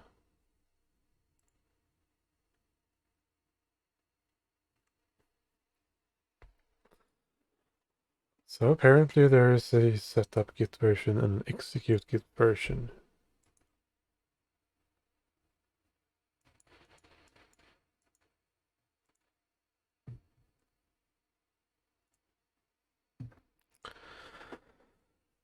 Oh well.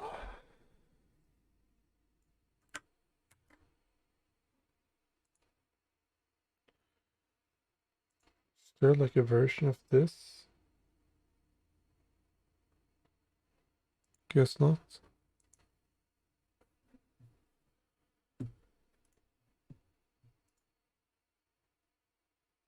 Check our project. Fetch tags. Fetch main. So this one didn't work. Let's do this instead. Version spec 51x. What version did I have? 56x.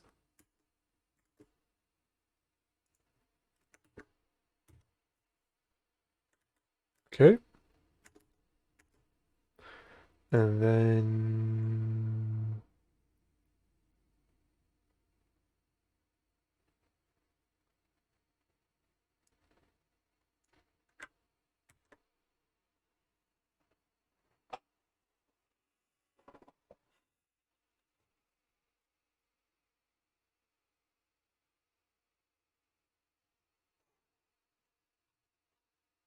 okay, I guess this part should be enough. Where do we have this? So we install the Git version and then we use the Git version.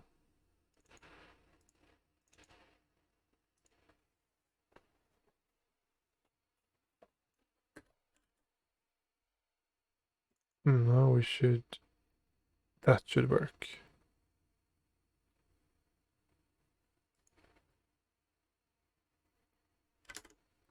I think it did something. Git fetch prune, all tags and branches.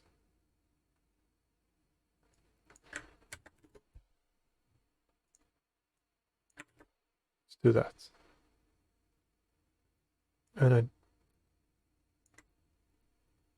don't think we need that one. I don't know. I'll have to dive into this sometime, but this should be enough for now, I hope. Looking good. Maybe. Don't even know what count we are at. 7 maybe? Thing another Git version. Because I love messing up my commit history. I hope there's no Git Puritans or whatever you call it watching right now. If there is, I apologize. Oops.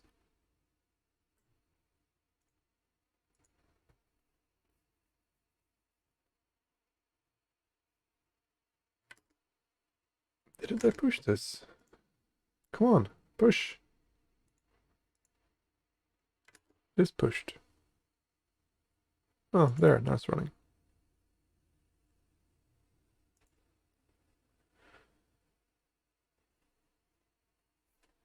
No!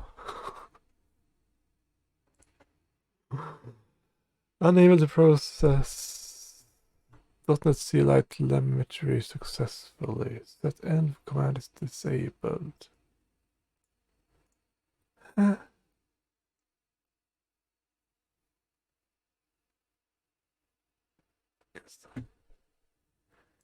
.NET tool installed, git version tool, toolpath version 569.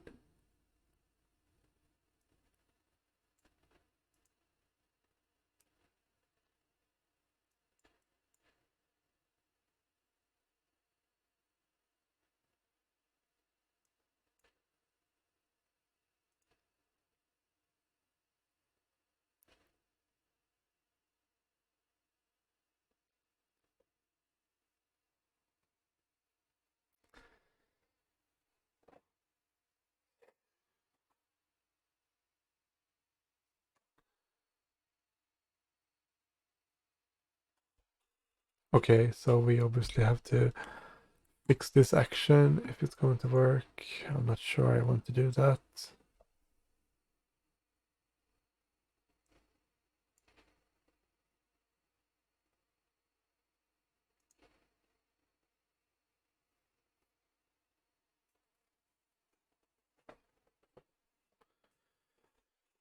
Um,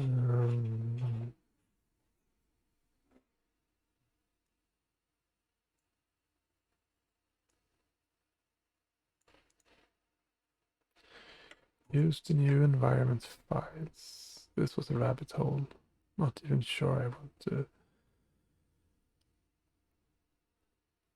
All right, we have a task to do for the next stream. We can fix the. Actually, this will maybe work for the module path.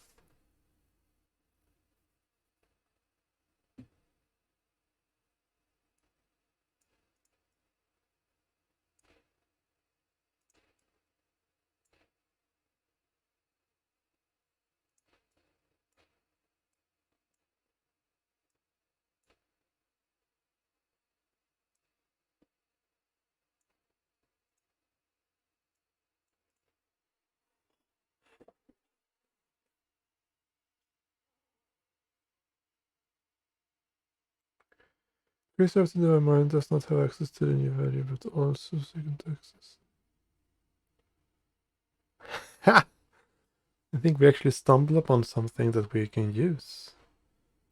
Set the value. GitHub env.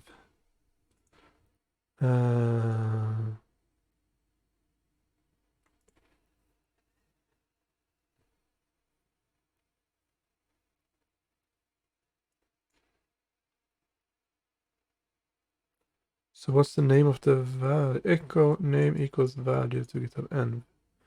Creates or updates an environment variable and the action that creates updates the environment variable does not have.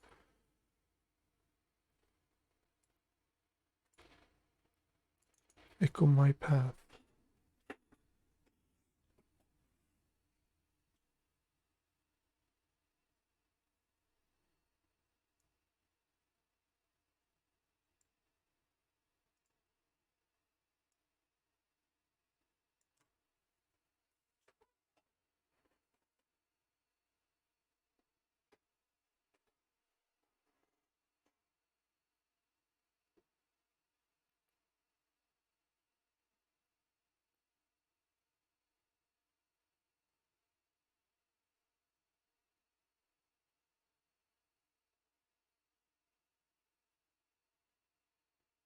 So there's a GitHub env and a GitHub path.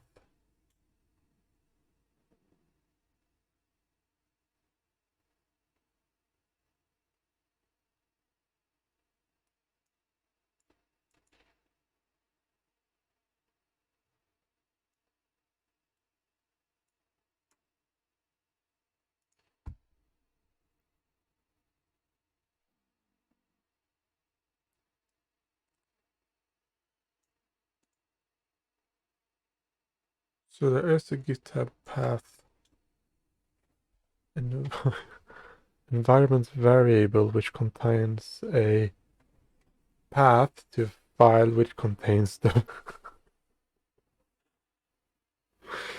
Oh, that's meta.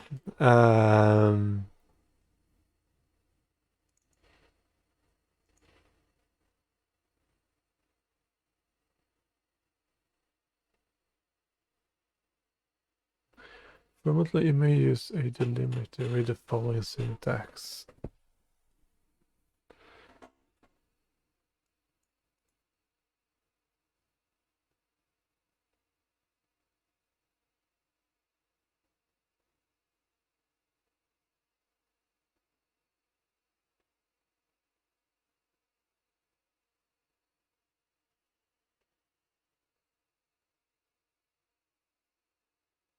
Yeah.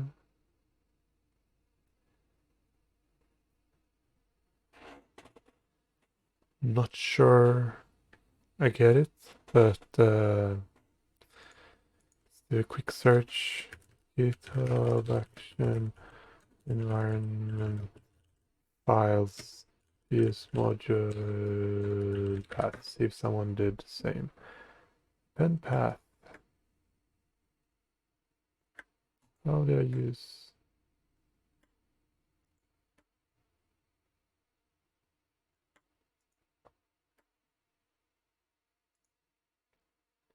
This looks promising.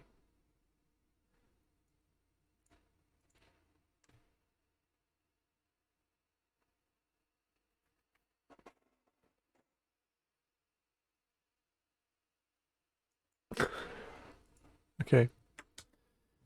Didn't have anything with GitHub actions to do. Use environment file. Da da da.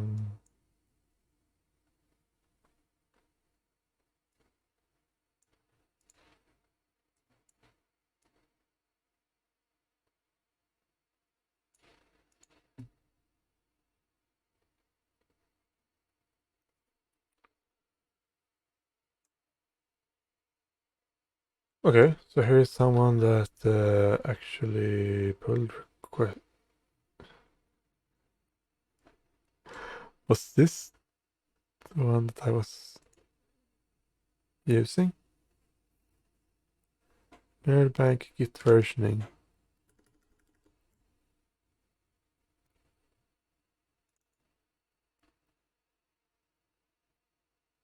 Git tools.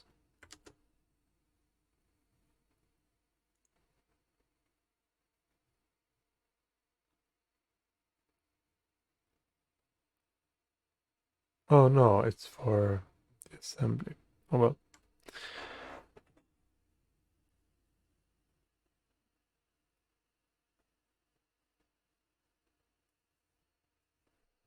So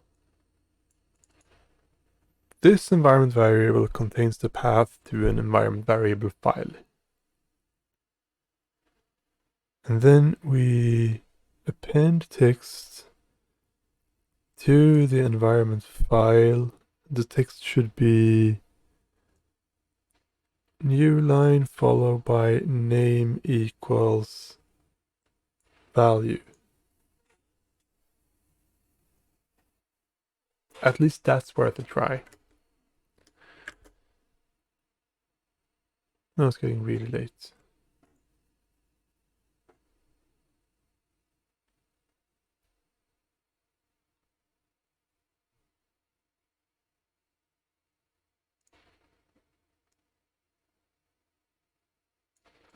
Wonder is that if there is like a IntelliSense. I think there is IntelliSense for this if I edit in here. Workflows. Edit.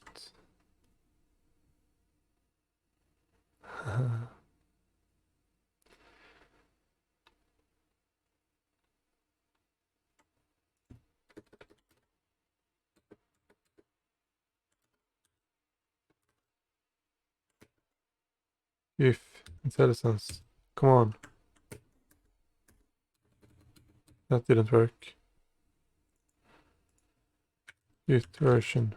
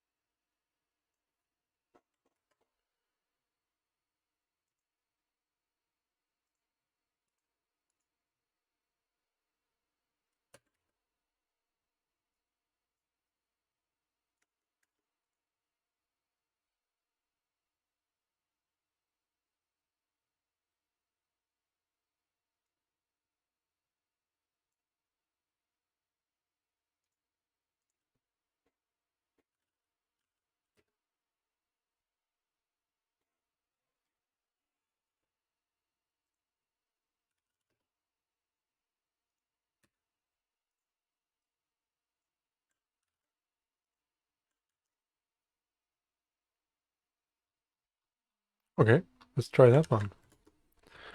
How many can there be? I'm gonna start typing please work as a commit message. Another Git version bites the dust. Push.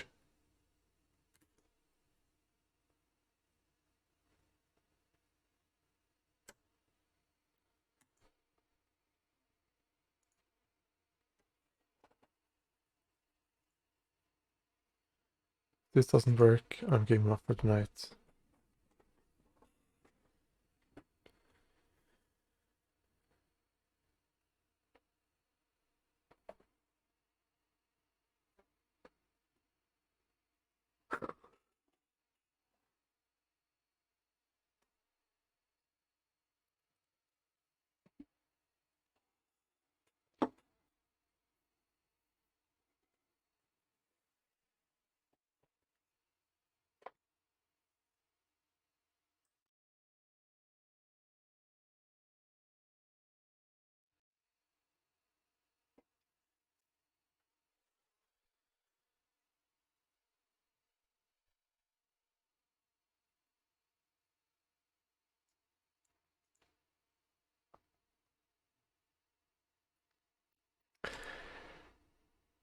So this is one of the things that kind of annoys me with GitHub Actions.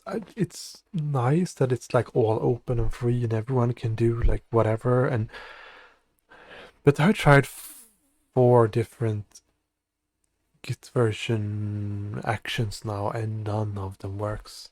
And they're all not updated. There need to be some kind of governance around these actions or this doesn't work. I get so tired. Oh well. We got started on some modules. We got a pipeline almost running, and we still got something to do for next stream. So thank you so much for hanging out with me. It's been a blast, even though a little bit frustrating sometimes. I hope you had a good time at least. And I'll see you here soon again. And if I don't manage to get time to stream before that, I'll be back here next Monday, 9 p.m. Central European Summertime. Take care and thank you very much.